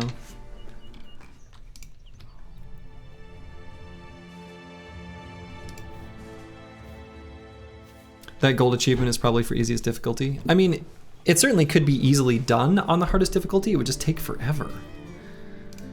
Like, it would take so long. That's a lot of gold.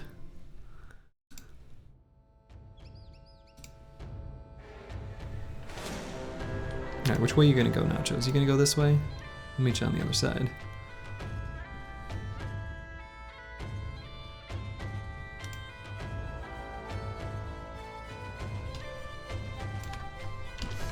All right, let's double check the team real quick. Okay, good enough. Good enough for this fight.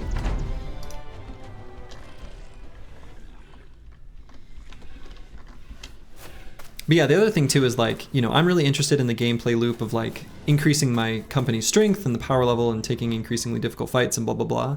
So like the idea of sitting and letting 250,000 crowns accumulate is kind of antithetical to how I want to play the game. So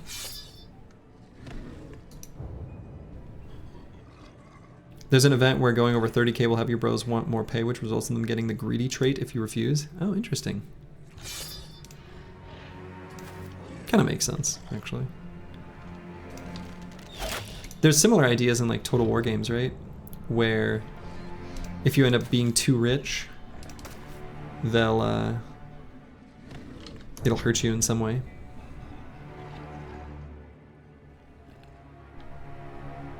Kind of incentivizes the player to, you know, spend their money. It's bad to be rich. Certainly in game.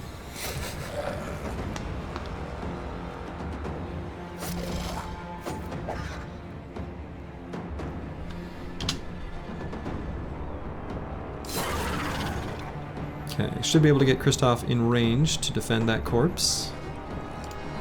We'll see if we can take out this Nacho as well. We can. More money, more problems, as they say. Indeed. So if I bring Kristoff up to here, could put Corvus Korak here. Maybe just here. At least for now.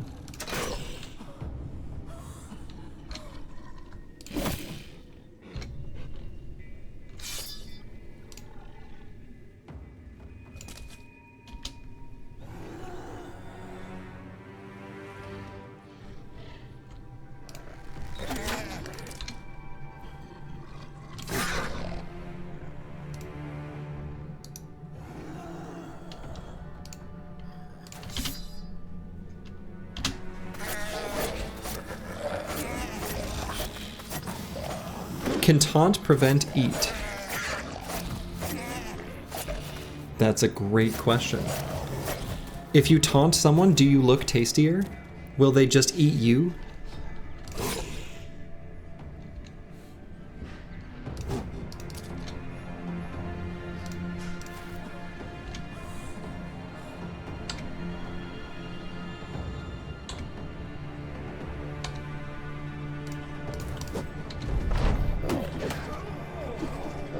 Ooh, Balder.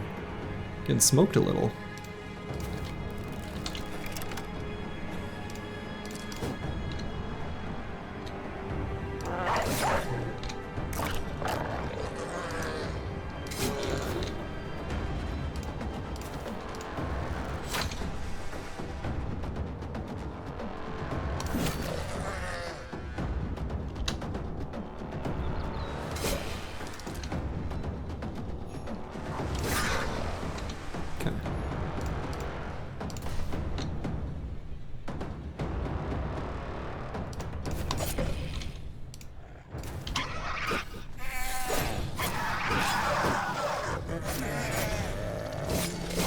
Alright, got most of them as they tried to flee. Not all.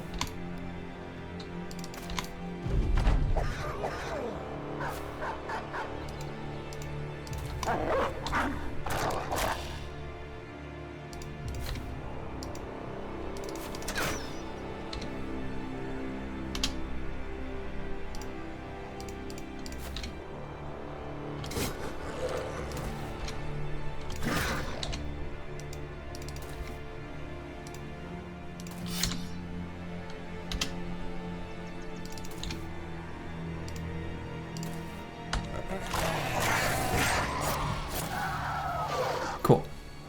Alright, we got our Historian up to level 2. And otherwise just gaining a bunch of experience. There is enough stuff here to craft a Nacho necklace. So that's kind of nice. And hopefully we will have lowered the price of tools and such where we can at least buy one stack. Boy, they're still expensive. So can you take a peek at the perks on the Spear Bro? You certainly can. Here's what they look like. So right now, we're gonna build this guy as a spear duelist of sorts. And so in the fights where the spear is bad, we will have the option to swap to a different weapon. Ancient Dead is a great example. So in those cases, we'll be using something else. TBD exactly what it will be. So the final perks here are going to be Duelist for sure, and then it's kind of a blank slate, open canvas, blank slate, whatever. Tabula rasa, free spirit, does what he wants. But we'll probably take a different, maybe weapon mastery. We could take Zerk Frenzy and then just say, all right, we're hoping for like a minus fatigue, one-handed weapon like a sword or something. Kind of depends.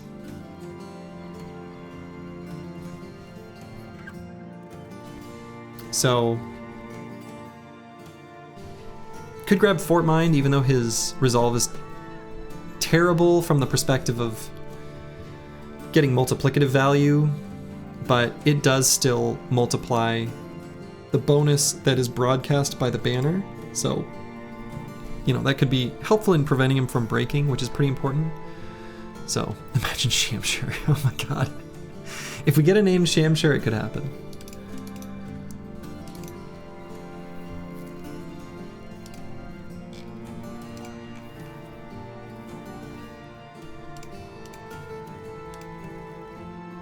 Alright, the Chaucer. We're not leveling well on the secondaries here.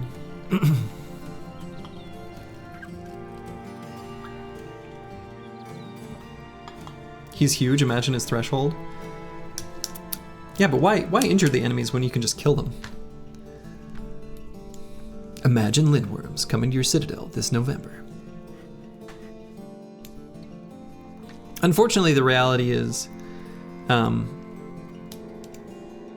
crippling strikes. Why injure the enemy when you can just kill them? Most of the injuries that you can inflict on the enemy, the ones that are fatigue related, don't really hurt them at all. Not like they hurt your squad. So like, mostly the secondary attack on the Shamshur just costs more fatigue to do nothing. So, Executioner can be okay as like an 11th perk on certain damage builds. I think that's fine. But yeah.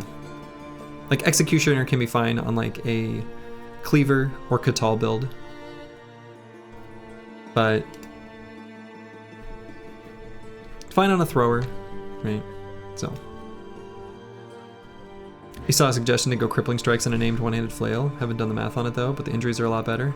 Yeah, some weapons have better injuries than other. Actually, interestingly enough, the one build that I think has pretty decent injuries, or the one weapon that has pretty decent injuries against enemies that I never see referenced, is actually the handgun.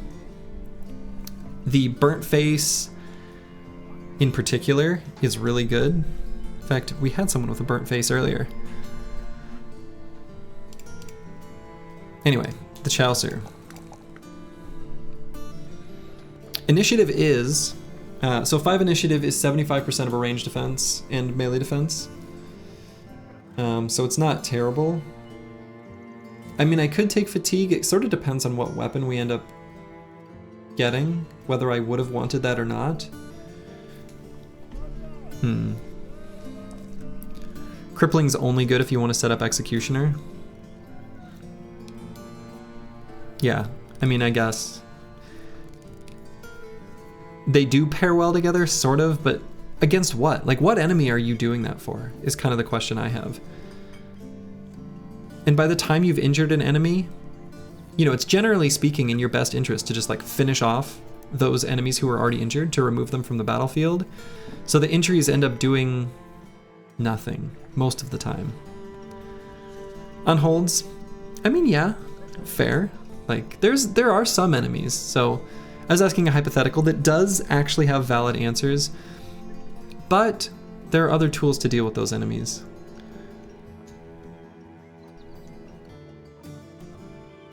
Yeah, but then you invested 2 perks for 20% damage after the enemy already took like 40% damage, right? Exactly.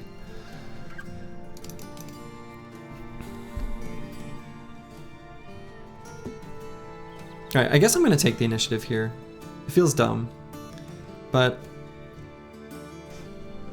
I think he'll end up with high enough defenses that the 75% the 0.75 of melee defense and range defense is actually going to have pretty decent return on investment.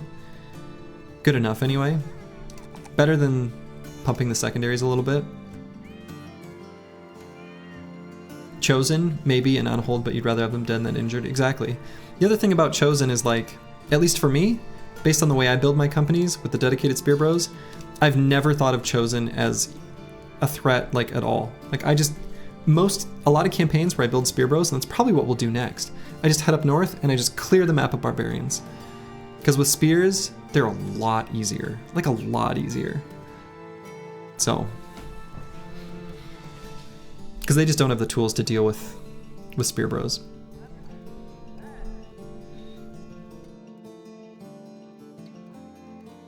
At least orcs, you know, warriors when they charge in can stun you, which is a huge deal. They also can shield wall before they move in, so they're more likely to succeed. Chosen, what do they have? They just run into your spear over and over again, taking damage. So, you're getting wrecked by Chosen all the time. It's your worst enemy. Yeah. I actually made, when I was kind of like figuring out the game before I started streaming and whatever, I made a Reddit thread of like, why does everyone talk about Chosen like they're really scary? Because I don't think they are.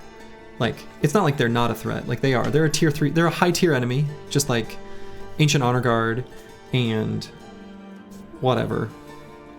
Any special, like, you know, it's not like they're not a threat. They are scary. But if you build plenty of Nimble Bros and you've got Spear Bros, they don't have many tricks. They don't have many tools. They're not that scary. Crippling Strikes on Spear Wall. You saw it somewhere, I think, in Turtle's Guide. Who are you going to injure, though, with the Crippling Strikes? Almost nothing. Spear Wall does such little tiny pieces of damage. I don't know what sort of threshold that would put you over. Not very many enemies, I don't think.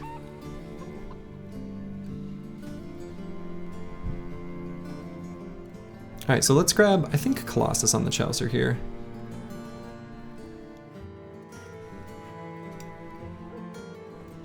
Manifest Destiny's Child. We're gonna give him bags and belts. And he's gonna be back here, hanging out.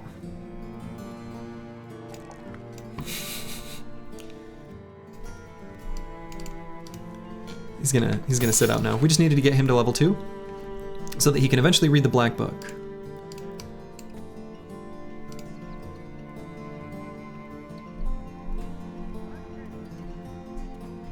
Is Final Overdrive healed up enough to put back in fight? Maybe not. Maybe Xerxes, though, is fine.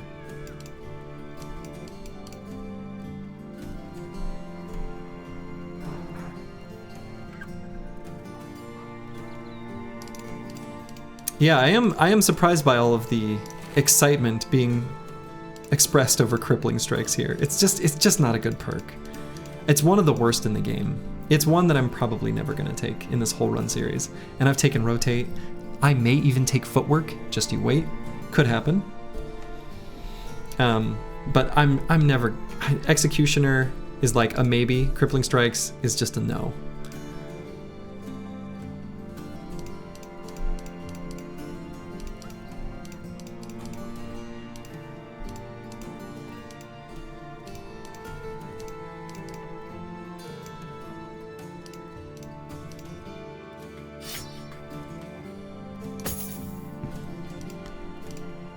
Okay, Luki Duki 09. Looking pretty good.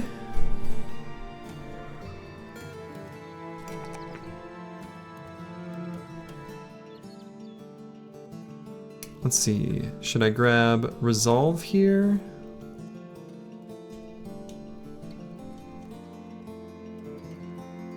$35 is like okay. Maybe I'll go hit points. Actually, I'm just gonna say, instead of hybrid, I might make a little distinction mentally. Thrower, hybrid, gunner. These are gonna be 3 different builds, actually, despite starting kind of similar. And then Luki Duki 09. We could grab Path on this level. I don't hate Path. And then Bijante, who's going to be a nimble damage dealer of some form. TBD exactly what it will be.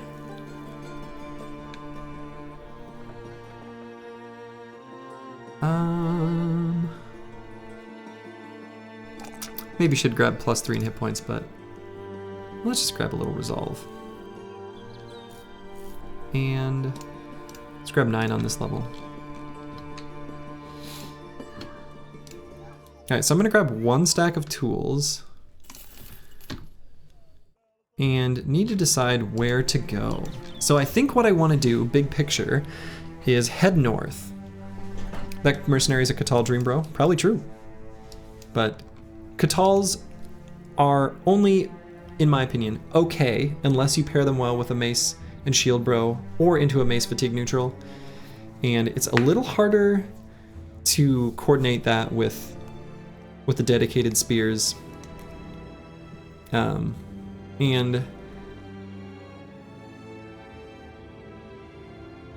I don't know. I think it's, and then that's a number of, I don't know, it's hard to make work with the overall company strat with the way I'm doing it, I think. So.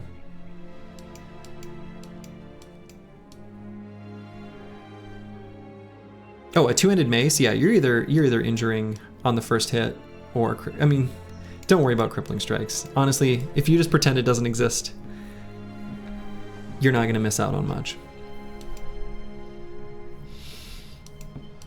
Okay, so I need to accumulate or get a bunch of tools and ammo and then head north. I think that's the plan. So Erzfest and Natternberg could both satisfy that. I also want to sell stuff to clear the inventory, so we can maybe pick on this noble house a little bit as we head north. And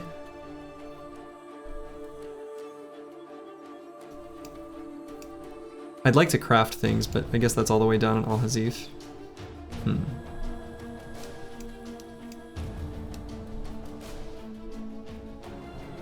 Let's hope you get a legendary fencing sword. If I do, I've probably already screwed up in leveling the bros so far, where I'd probably want a fresh recruit for it. What retinue do we have so far? We have the recruiter and the lookout. We actually have an open slot. Probably could grab and should grab the scout. Do I have enough things to sell to satisfy the company wages until I make it to the north? I think so. So I could grab the scout now. I didn't realize that third slot had unlocked.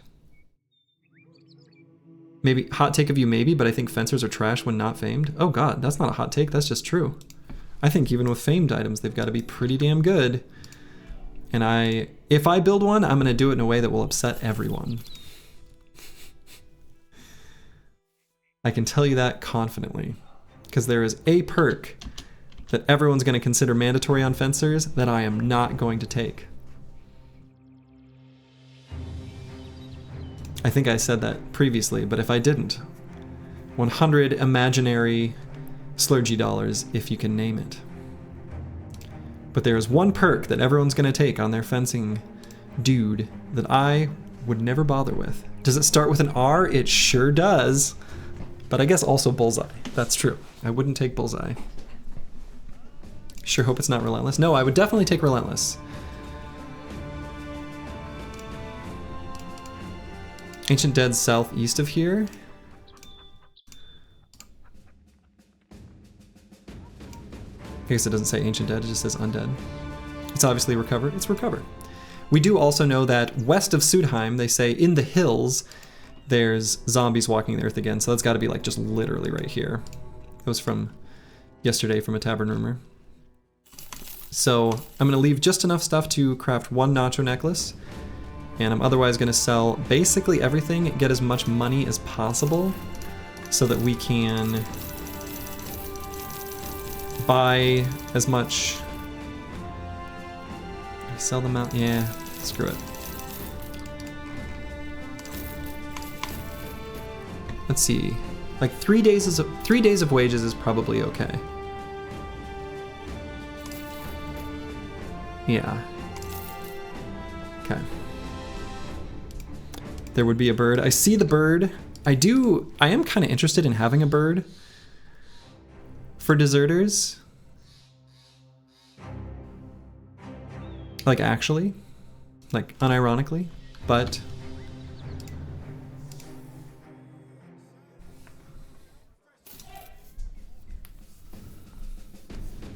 and I'm going to buy this armor attachment to put on something, because this will help us get towards our ambition, and this will always remain a relevant little armor piece here.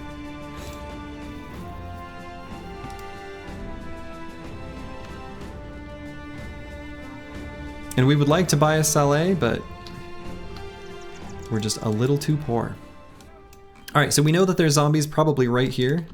So let's go there and fight those first, and then we'll head up to terrorize this northern house and make our way north to maybe strike some vengeance on some barbarians.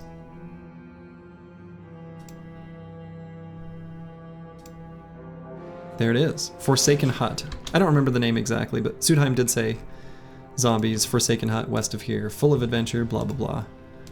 So we'll do this quick, and I'm gonna use the banyo real quick. Be back in just one moment.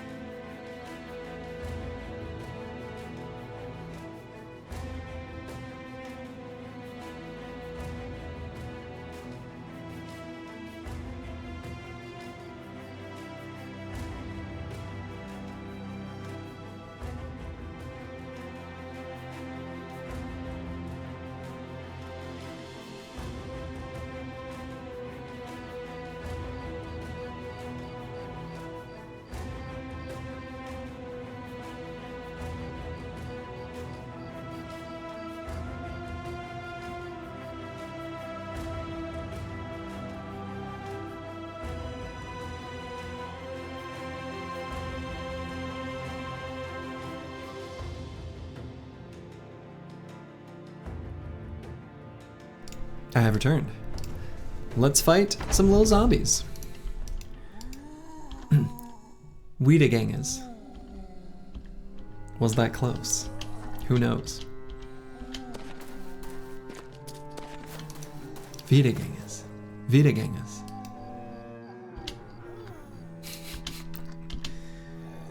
Practicing my offensive German. Here to offend everyone.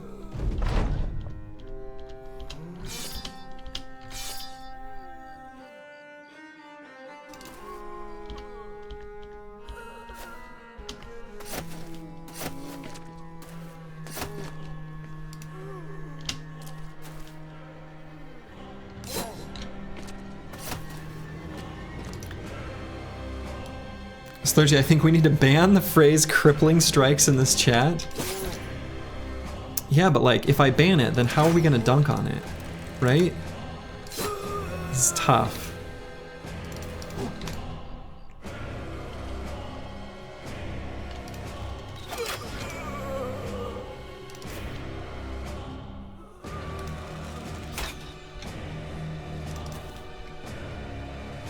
It's a tough situation.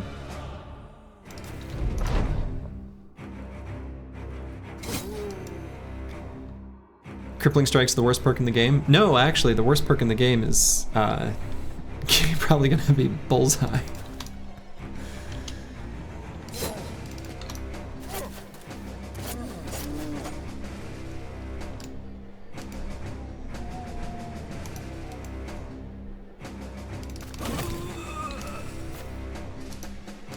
It is damn close though.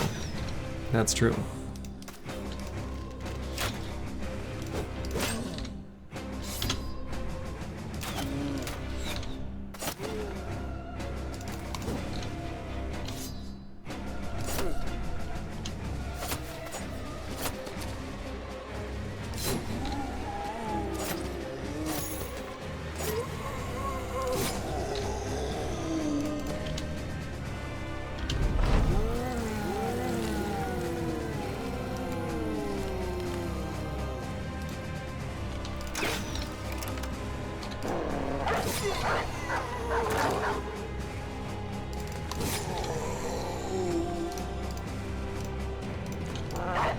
Get him, doggies.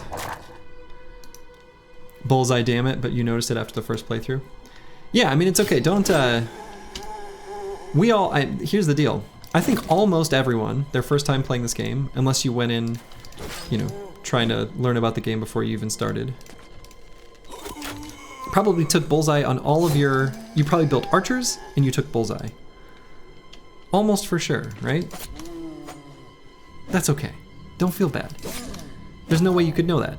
Other games are going to teach you that that's how you play. And that's just not how this game works. And each game is different. You were just going by your intuition. You thought bullseye made sense. You took it. But unfortunately, it is a pretty bad perk.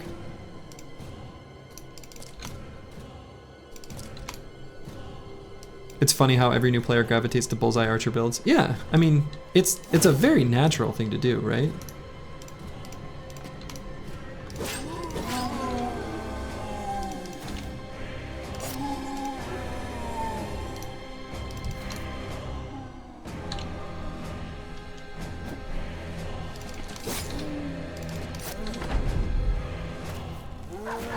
Like in most games, you build an archer and you see a perk like bullseye and you're like, that makes sense.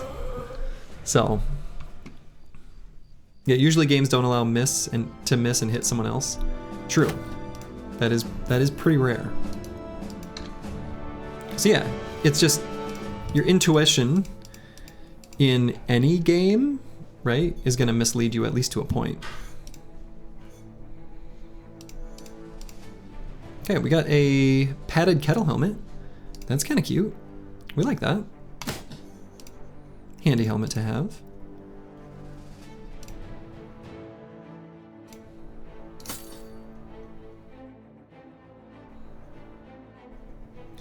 You think completely eliminating cover bonus would be balanced or make bullseye too good? I sure think it would make it too good for the enemies, right? If goblins who already have bullseye were able to get like 100% chance to hit their target, or like no scatter or no cover, boy, goblins would be a lot stronger. So I don't know, maybe if it lowered it to 25%, or it just provided some flat range skill or something, or maybe even better, if it negated the penalty for increased range hit malice. It would make bows better. All right, Blackfire, go get swole, go get strong. Have fun, enjoy.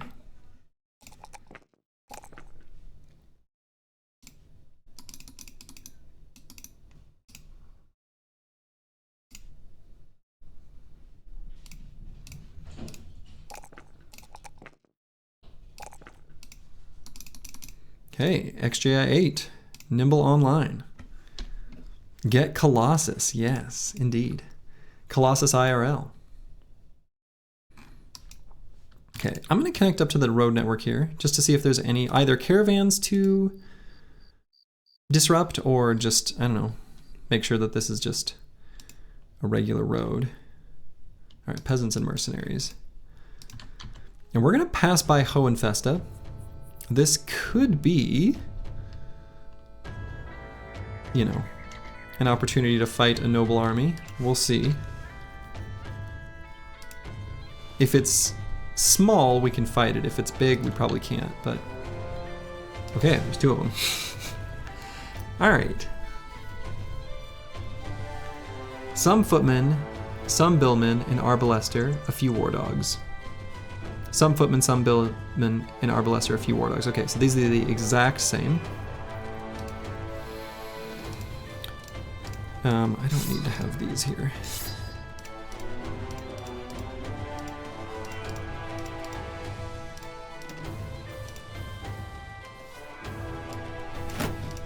Oh, I got, well.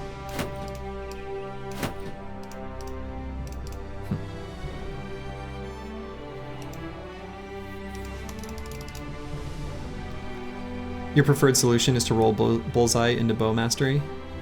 Yeah, I think that would be, that would be, I think a good balance change. But I think in a sense it's good that ranged attacks in this game for the player aren't too good. I don't know.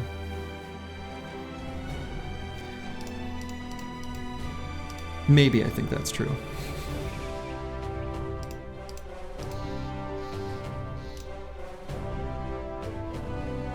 Alright, Battle of Maps is definitely still 2 injured. Final Overdrive, same deal.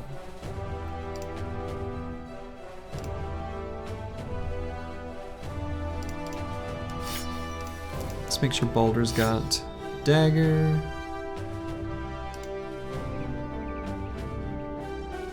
You think having really good range bro to actually be able to snipe high priority targets would be cool? I think it would be cool. I think to go alongside that though, I think they'd want to make it so that some of the fights, like Zombie Dead, are just more difficult in general, where you feel inclined to do the old sniping strat.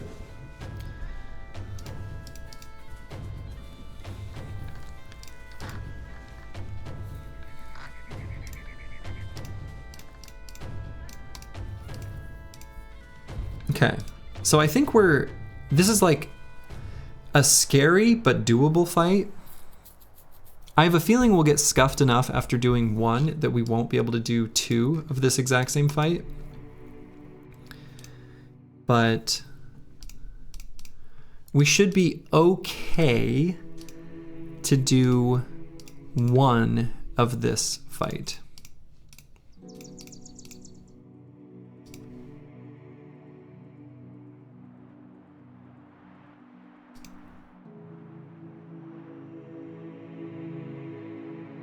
Is that true? It's a pretty scary one.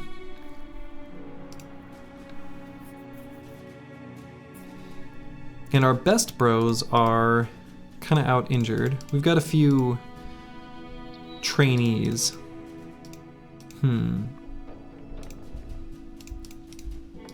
I did get, yeah, okay, I did get the scout.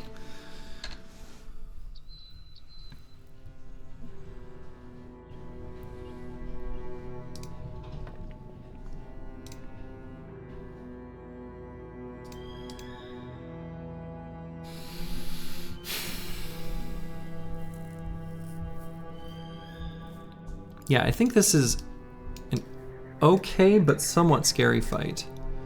I'm gonna do it, but we'll have to be mindful of, we'll have to be very cautious. How did we get this 200 armor on the billhook? This guy was from Mercenaries.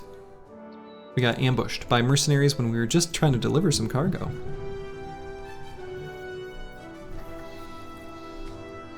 Okay, so we're gonna spear wall to get the dogs to run into us. Could move Christoph all the way up here. We don't want them to take this high ground, so let's have it be us. They've only got the 1 arbalester, so they're gonna consider us to have ranged advantage. So we know that they're gonna charge in with everyone. Lucky drop or Daggerino? Daggerino.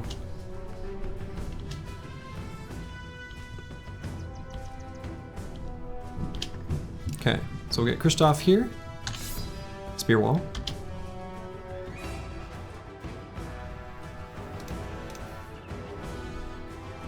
Could move Baron von Pone all the way up to here. Footman could run in, but without shield walling, so that's fine. No one else can hit him. I think this lets us secure these high ground hexes with the ranged bros. And then we'll wait on everyone else? Or do I run Corvus Corak up?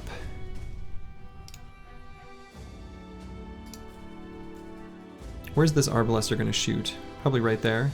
That's also fine.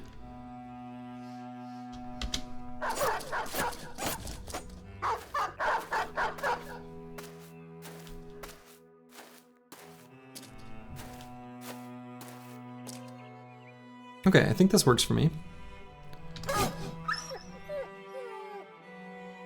Sorry, doggy.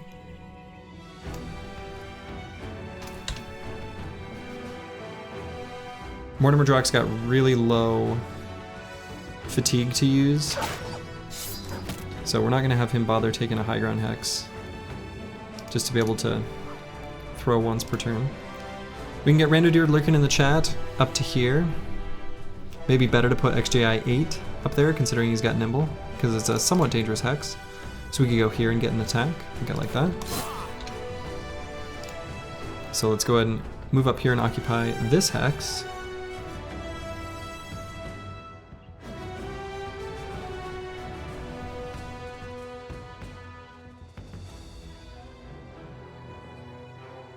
Yeah. Do I put a dog down? Puts the dog definitely at risk.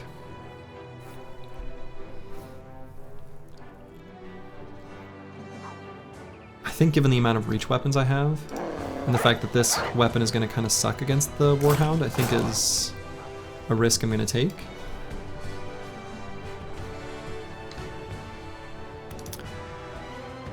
Xerxes does have throwing mastery, so could one-chap this dog if we hit it. We're gonna miss. Cool.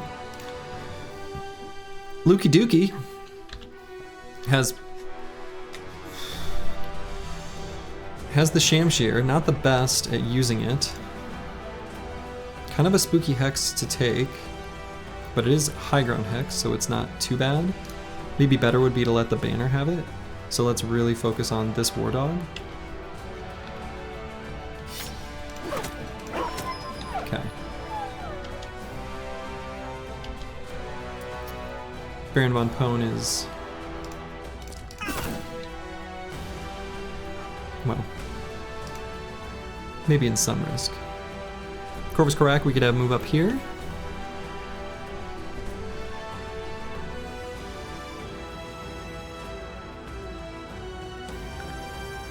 Other option would be to just go here.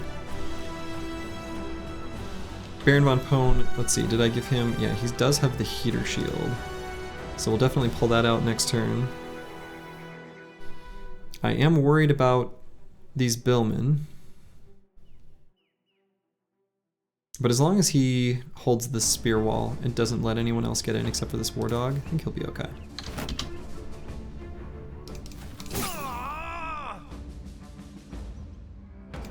In fact, could move Balder up to make sure... no, we don't need to do that.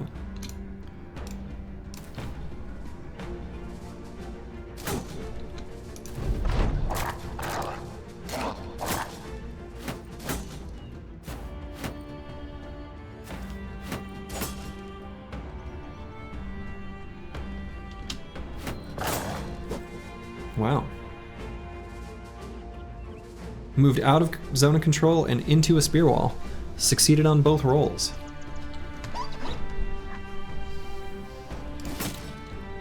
Unfortunate.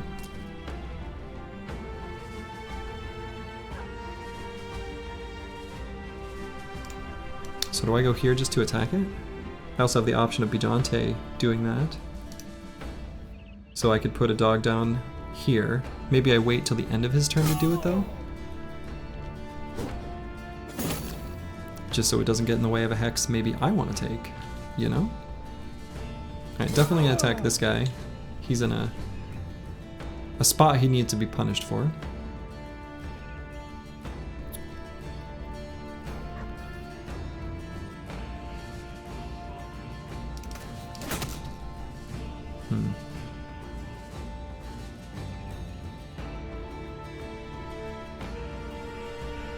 Just intern there. Nice job, the Chaucer. Move up.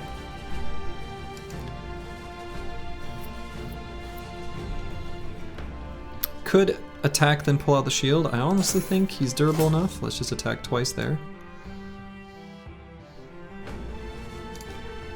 Billmen do have Backstabber, so this is pretty important to remove their bonus to hit chance. Then we'll pull out the shield.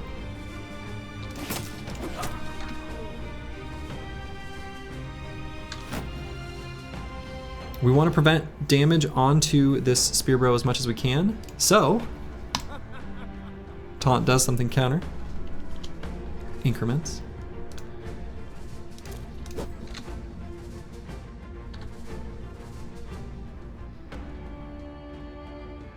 Could move Nixlarfs into a more dangerous position. I suppose this weapon is pretty good against the armor that he's got, but he's so dang bulky that I'm kind of tempted to just push him forward anyway. Then someone can take this high ground hex behind him. Maybe Lukey Dookie. Maybe rando dude lurking in chat. Maybe he could just put his dog there. Clog up this hex.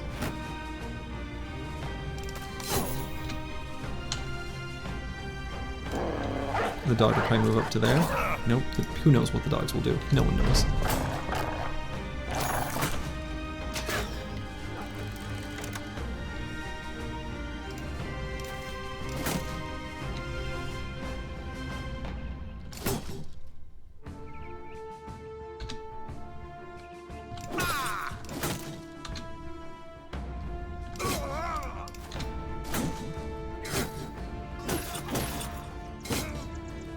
Can confirm that weapon was good against armor.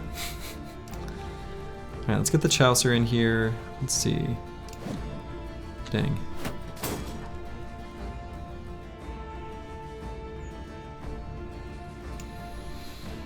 Christoph probably should hit this Billman.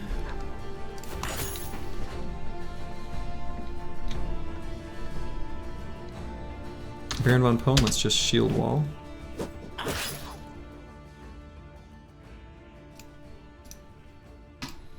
Rando dude lurking in chat could go to here. Not too dangerous of a hex, actually. And nice. Cause that guy to break, and we can attack the Arbalester.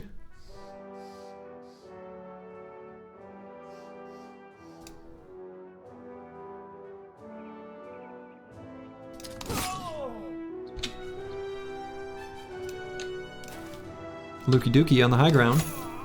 Tossing a Dookie onto this footman.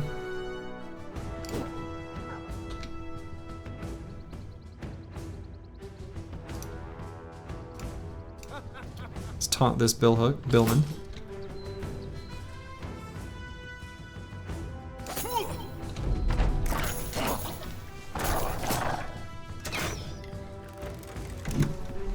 Okay, definitely gonna attack this Billman. Try to take out as many enemies as quickly as we can before they get a chance to go. Oof, that was a big hit on Balder.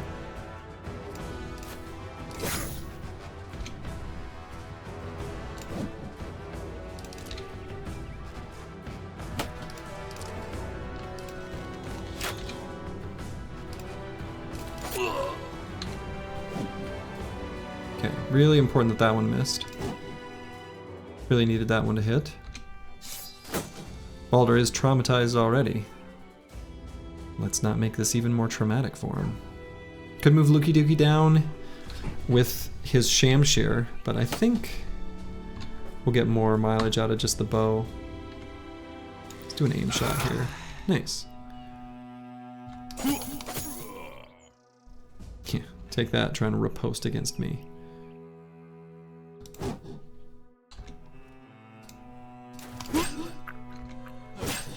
Alright, pretty well got their resolve on lockdown. It won't take much to get them to fully break here.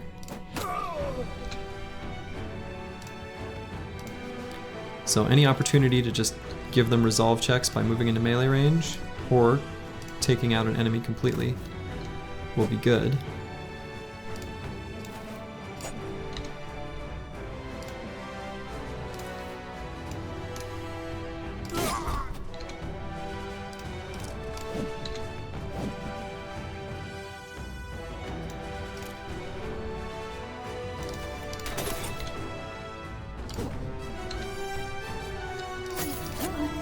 Here we go. Now they're all breaking. Cool.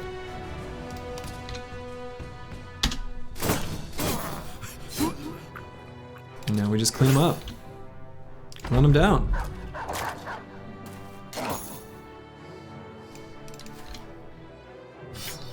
So I may as well dagger them for their armor. Easy game. Easy game, easy life, easy rares.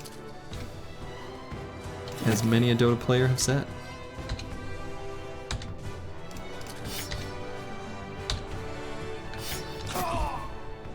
Cool. Borwhack, thank you for the Prime sub. The male hauberks, in particular, are actually like okay in our training armor, and otherwise got, you know, a nice little smattering of noble stuff, which is pretty cool. So, are we in good enough shape to fight another fight like that?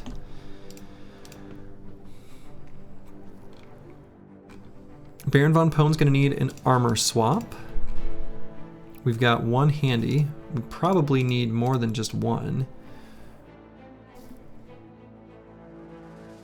We've also got a basic mail shirt that can be used as a nimble stand-in. Bannerman has a named coat of plates, right? The hardest stuff possible. He does. He does. Though we got chonked by a military pick a couple times. So it is damaged, pretty damaged. Don't greed too hard.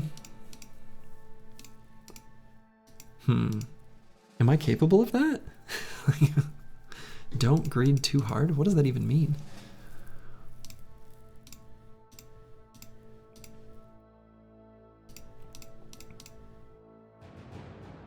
We can greed a little bit.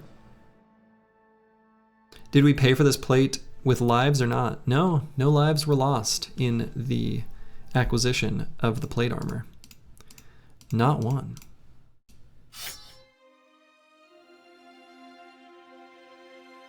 If someone had died, that plate would have transitioned into a hat. I'm pretty sure that's how that works.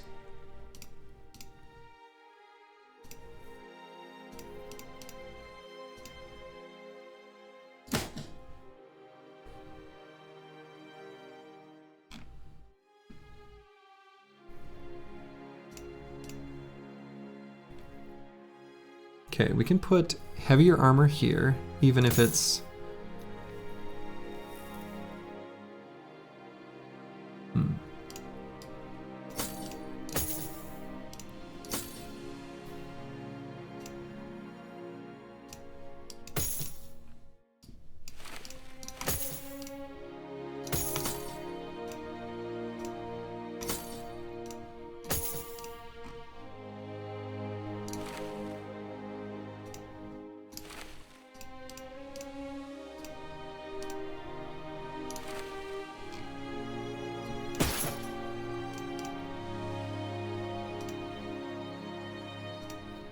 So we're moving around some stuff to get the team back into, you know, full fighting shape.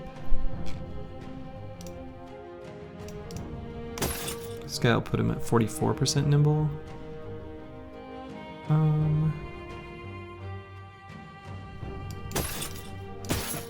Let's do this. Legendary items are based on how many deaths happen in a fight. There is a correlation there, for what it's worth.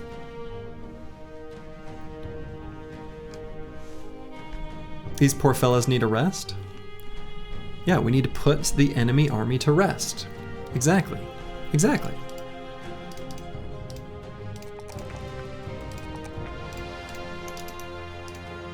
Alright, we'll grab Gifted here.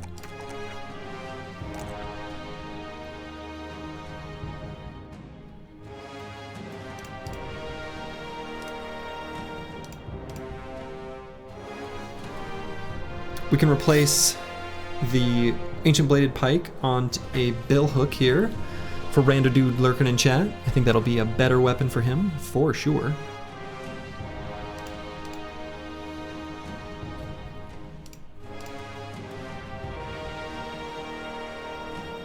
We'll leave the pike here on Balder, considering he's got this cut arm, because the pike gives an extra 10% chance to hit, whereas the bill hook, despite having more damage, only gives 5% additional chance to hit. Let's give Mortimer Drock a sidearm that he can maybe actually use.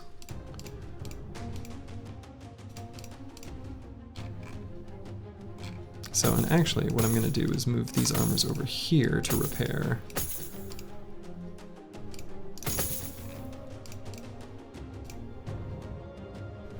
Okay, so let's greet it. Let's take more fights.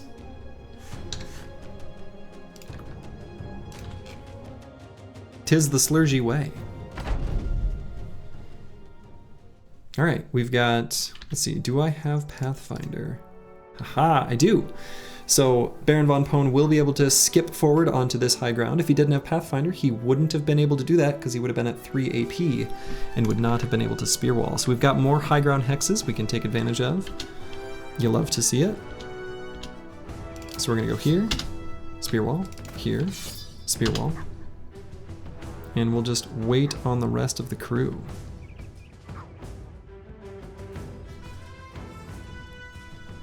And this one is inaccessible to them. Otherwise, I'd have maybe done something to prevent the war dogs from moving up onto that high ground.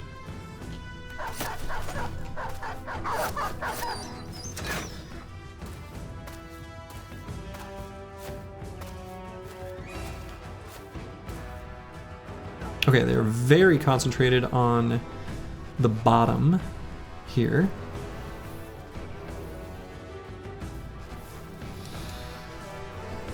How do I feel about that? I feel okay about it.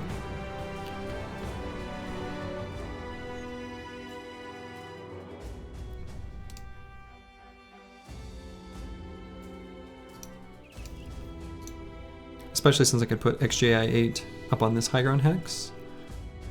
We can otherwise just stuff the other high ground hexes with dudes. Can move like Corvus Corac up to like here maybe. And then if these footmen charge forward here, this sort of little core group can flank. Baron von Pone kind of on his own a little bit. We'll see if that's how it actually ends up happening. Might not.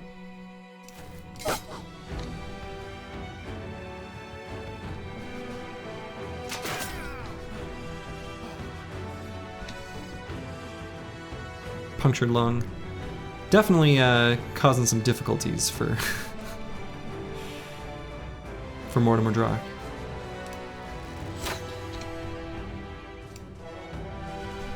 Do I take this hex with Lukey Dookie?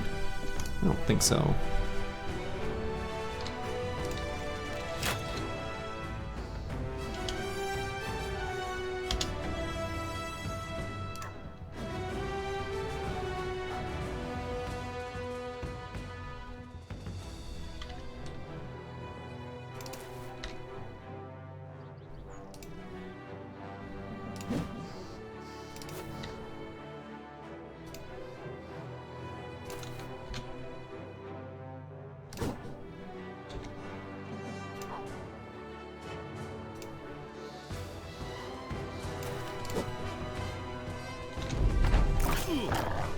Curious how the footman will choose to move here.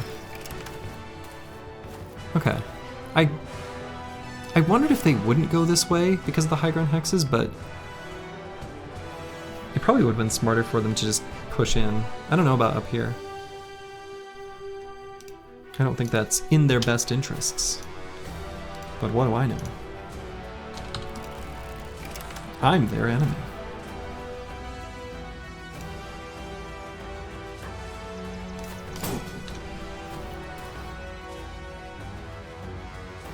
So they've kind of done nothing. But I haven't accomplished much either.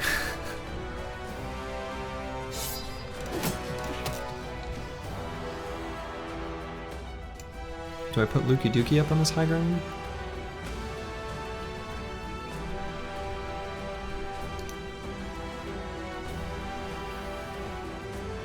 Maybe better here. Let a polearm bro have this hex. Maybe Bijante, he's got pretty good melee skill. Although is he... no, he's not injured. Okay.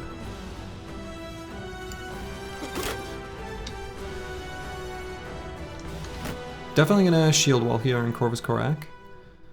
I think that makes sense. We'll wait.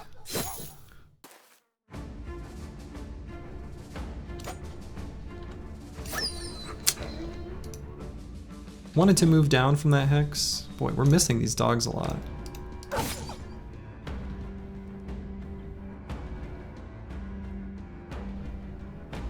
These dogs have tied us up a lot longer than I would have liked. So I'm still gonna hold on to this high ground. And I still like the limitation that it puts on these footmen a little bit, but I am going to pull a shield out on that guy.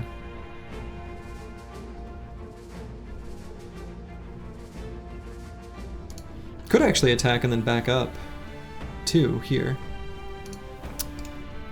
Sit up at the high ground. Really don't want this military pick on Nixlarfs. He's not super defensive yet, so let's do that. Then Bijante can move forward to attack this sort of bottom flank. Alongside Randu Dude lurking in chat. Ow. Okay, he's actually... I didn't realize that Billman still had an attack. He's actually in big risk. Huge risk, in fact. Suddenly.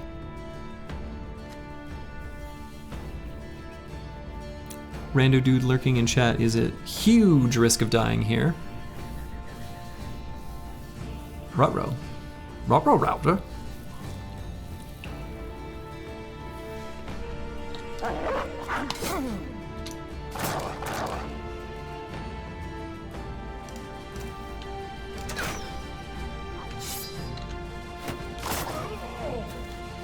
Okay, that was funny. Alright, so gonna hit these billmen, because these are the ones we can actually take out.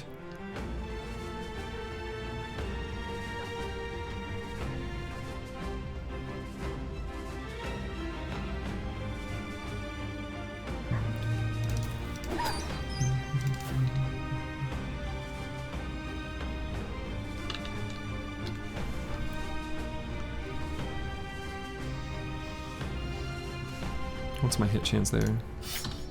61. Okay, Krishov's definitely coming down. Definitely attacking this Billman.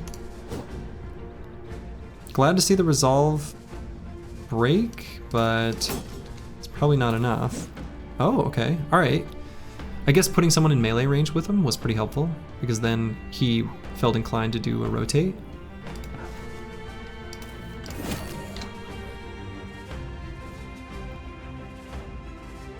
So can I taunt this guy successfully? He will have to move. Will he do that? Will he move 2 hexes where he has an attack to be able to do it? Assuming it doesn't do anything stupid like pull him out of zone of control of an ally. I think if I do this, I'm curious what he'll do. Let's find out.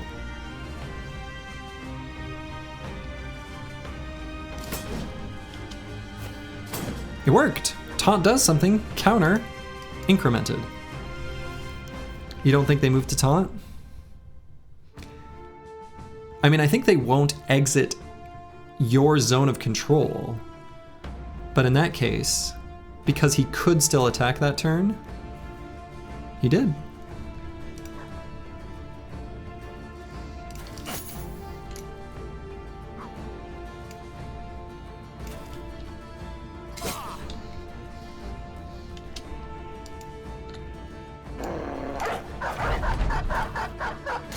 That's a brave hex for that little boy. Oh my goodness.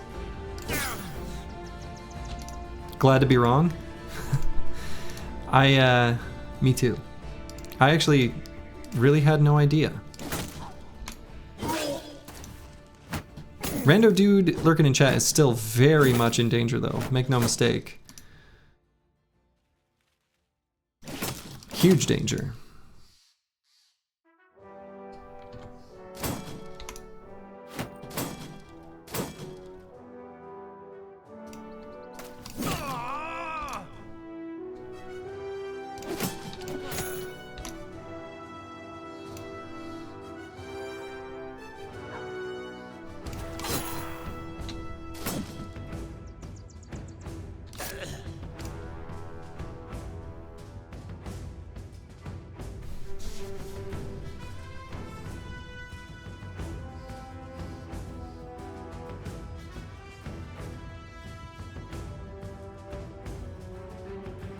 Taunt kind of bypasses their AI of going for your weaker bros and basically run up to your tank. Yeah. Huge danger. Nobody's in bigger danger than the rando dude. He's in danger. It's true. So Baron von Pone, it's a risky hex for him to go here. Not terribly risky, right? Like I'm confident. I got the shield out. I got good defenses. Got 9 lives. A little spooky. He may be locked in here for a long time. These enemies are all wavering. Yeah. Get him to breaking. I mean, that's a key part of winning this fight, and helping me at the bottom. Got to do work up there, and that was a huge impact.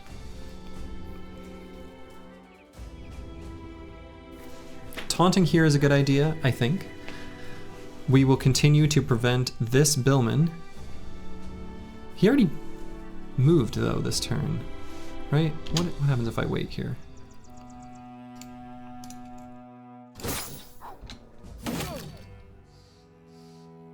Oh no, it's this other one that moved. Okay, sure.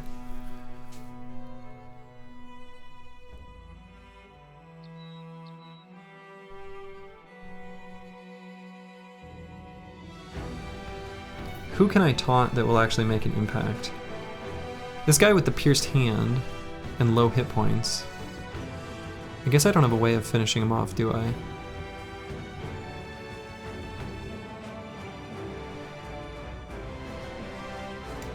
I guess this one.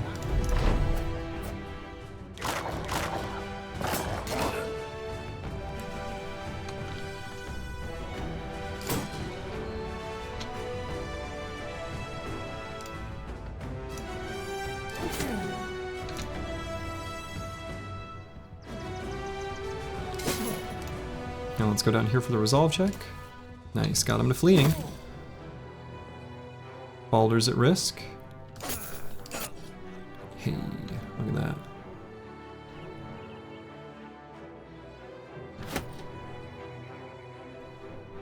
Guess I'll wait for this guy to flee and maybe die.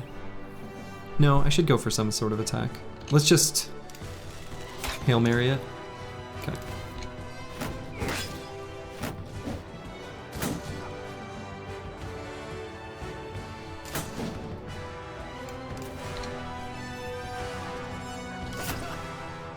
Nice, look at them all going to breaking and fleeing. That was fearsome doing its work.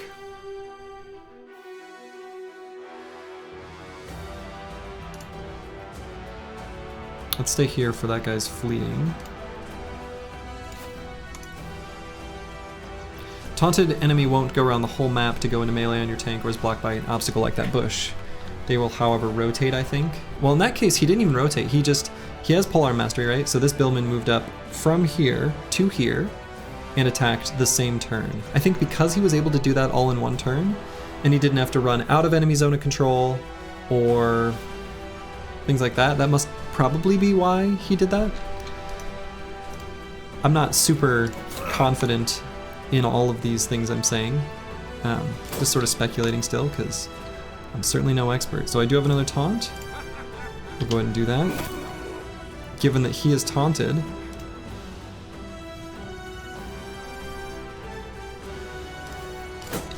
I guess, what does that mean? I don't know, nothing.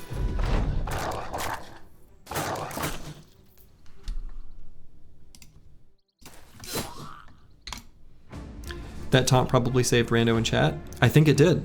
That is very likely to have saved his life.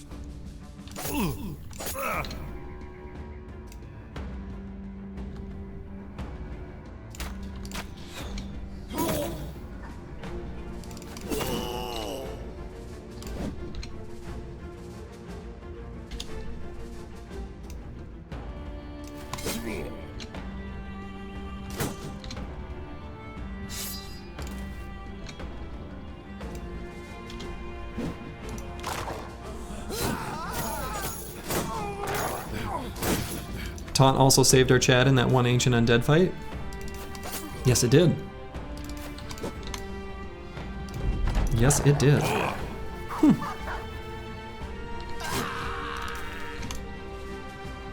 Taunt, saving lives.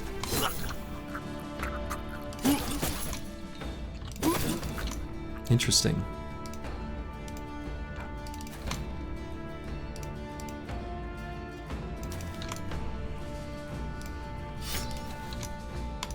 Relevant?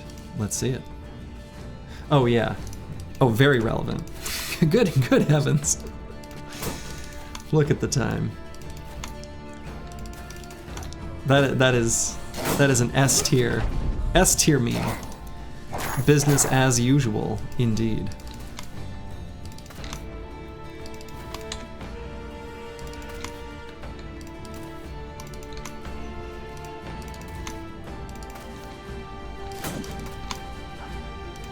But you know, this faction is evil. Like, we're doing the right thing by fighting them. Like, they're not good people here. They're very evil, in fact. Alright. Not too much exciting for loot. These items do all sell for a whole bunch, though. That's just how it is with noble armies. So given that, I wonder if I want to head back to sell some of the things I've accumulated here and probably get more tools and ammo. Yeah. You love making mammoths, a dedicated tank to pin cushion for ranged enemies. They make fights less risky. What is a mammoth? What does that mean? Billhawks are an upgrade, I guess. Yeah, billhooks are an upgrade. Not huge, but they are an upgrade over the pike for most of my bros. For basically all of them. We'll get over this injury here soon, right? So the billhooks are nice. There's a few opportunities to still equip daggers over butter knives.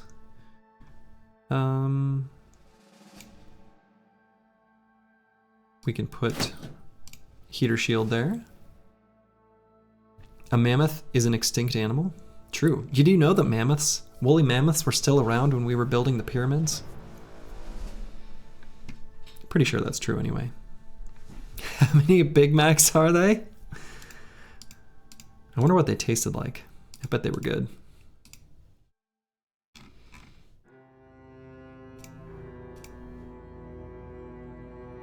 Maybe not. Maybe they were terrible.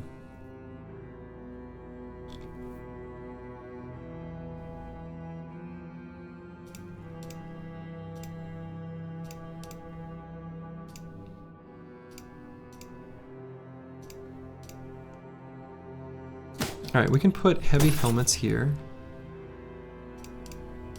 And we may as well put the heavier armor on these bros as well. Boy. Suddenly what it says for tools is going to be really high, isn't it? Yeah. Okay, so we need tools and we need to sell some of this gear.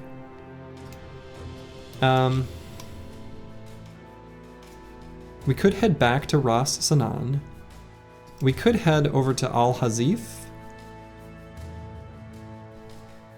This does have the taxidermist.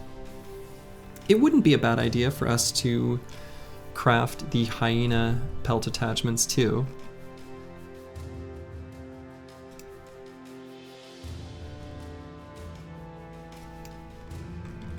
What spear build do you use on the original deserters? So what we're gonna do, we're gonna take Duelist next, and then after that there will be 2 perks remaining. Those 2 are pretty flexible.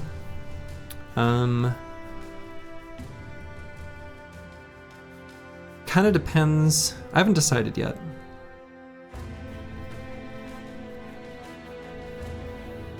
Could be a secondary mastery alongside like maybe Killing Frenzy or something like that.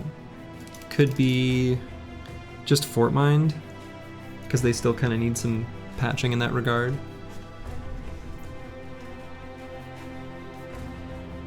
I'm not sure. Nixlarf's the banner.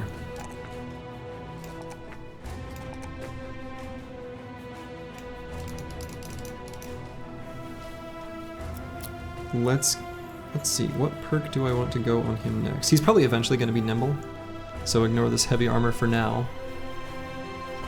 Could just grab anticipation right now if I'm going to do that.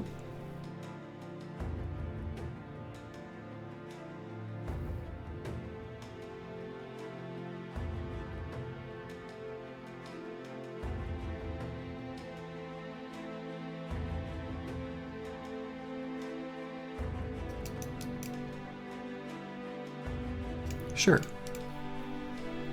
Let's do it. We'll eventually relieve Corvus Corak of this particular type of duty anyway. Okay, we've got decent sale value here. Not huge, not crazy. All right, rando dude lurking in chat. We can move this gear off of him. Probably just sell this thing. And this helmet. So let's get him a basic mail shirt and maybe this. We'll grab nimble.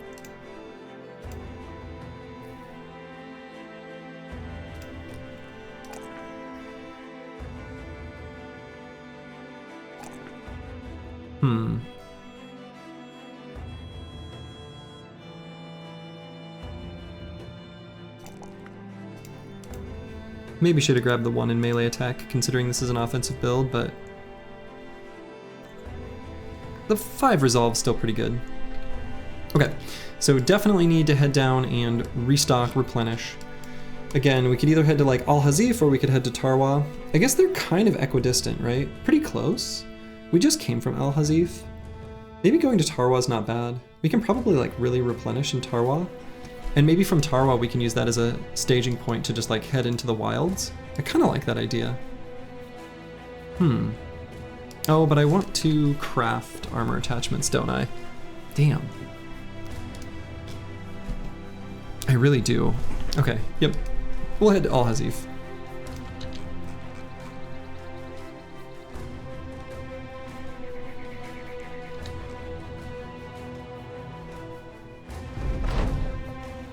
Okay, team. Team. Team. Alright, some people are fighting. Little brawl broke out within the squad.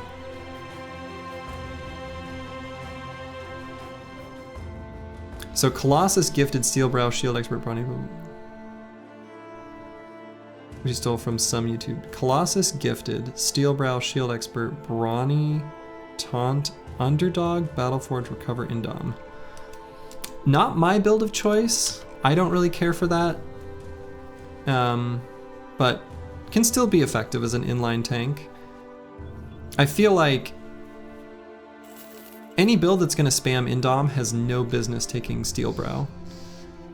Like, for the one-off turns where you're not recovering, that's pretty low value. Right.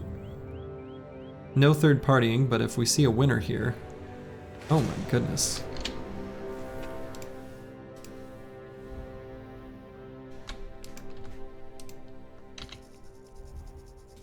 Yeah, they're just gonna like take each other out. So let's go after these hyenas.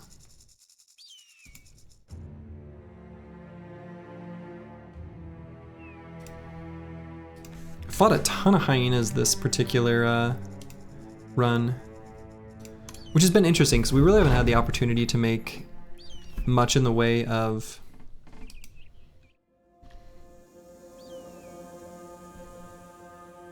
ooh, I like this high ground spot.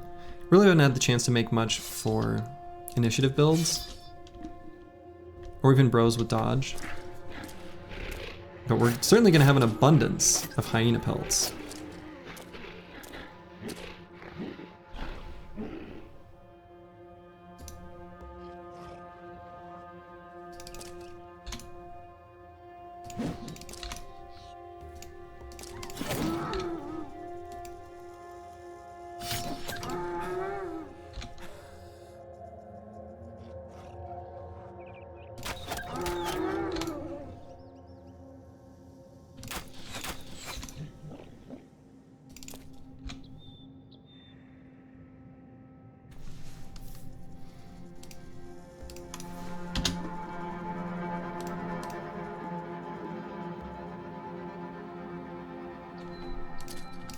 The Chaucer should be pretty durable in this armor.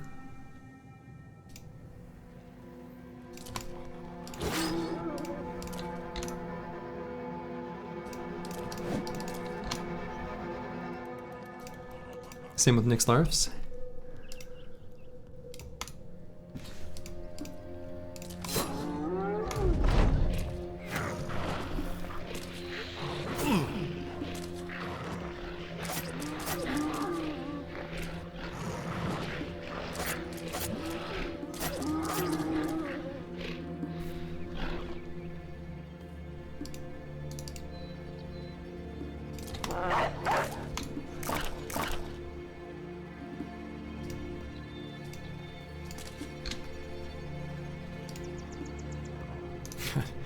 Mortimer Drock's fatigue so bad. Really, that lung injury, that has been affecting him so negatively.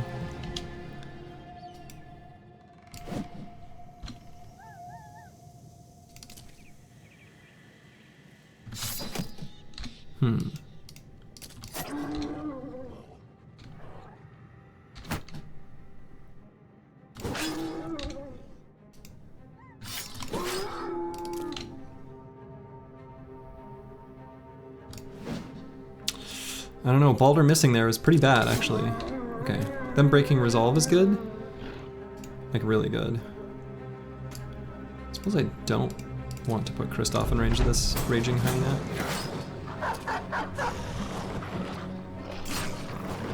Okay, those are really good misses against Balder. We needed that, and we got it. Put out our Confident War Dog with our Houndmaster. That's been very handy for rando dude lurking in chat.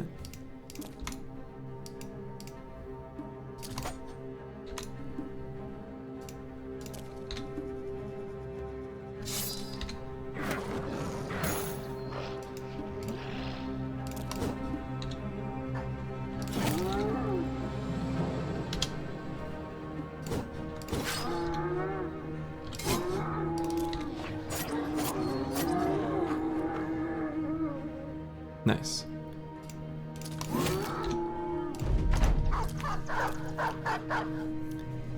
You do want your tank to not get his head instantly gone by Lindworm for not having Steel Brow. Sounds unrealistic, but yeah. Yeah, I mean, it's fine. I shouldn't say it has no business. Like, it does prevent against a low but possible risk.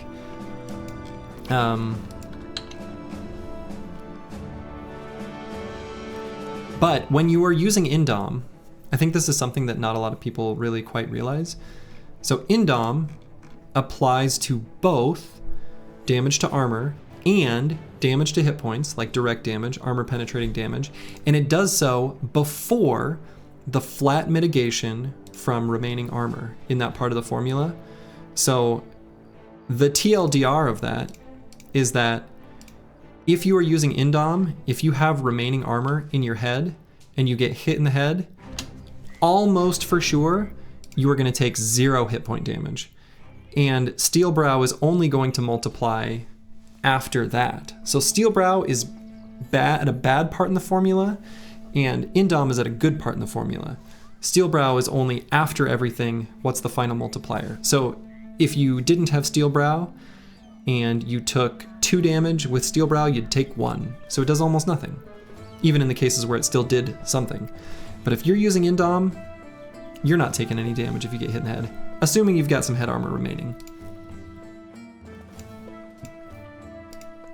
So those are some important and noteworthy, aspects of my what I'm saying. Noted. Noted. Consider it noted. All right, we're gonna get as much money out of this gear as we can because we have a lot of stuff we gotta buy and craft. Sure hope this will be in the test. Oh, it will be.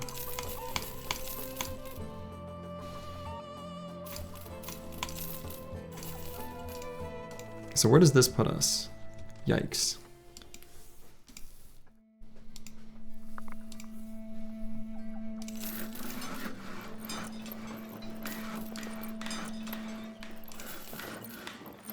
2 days of wages, that's all. Team's gonna need some, you know, something.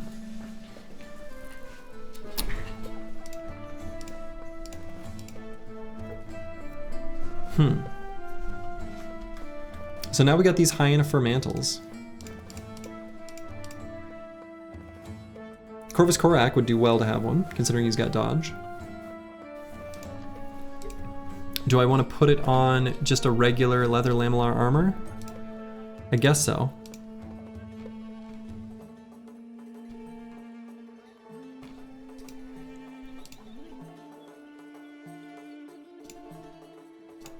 Yeah, so not one of the ones that already has an attachment.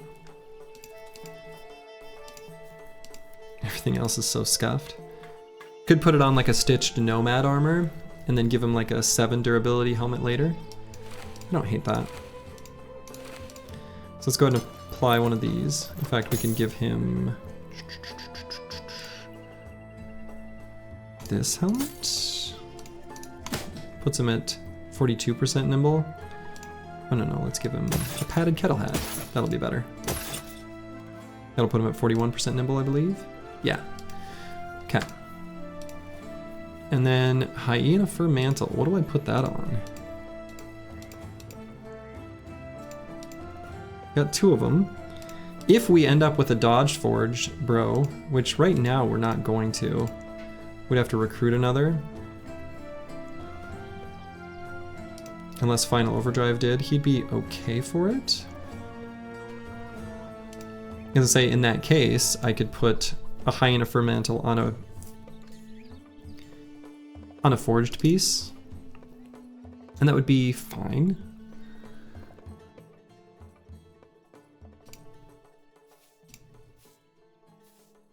Probably not going to bother taking dodge on these. I mean, if anything, you know, worst case scenario, if all it does is just give me 15 extra durability, that's still a very high value attachment.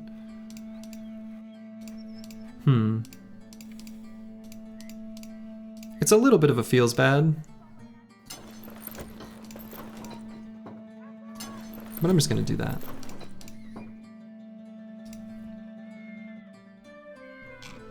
And the team's low on money, so we will need to get some money. And when's that gonna happen? Next time. So, I think I'm gonna call it here. We'll go ahead and raid.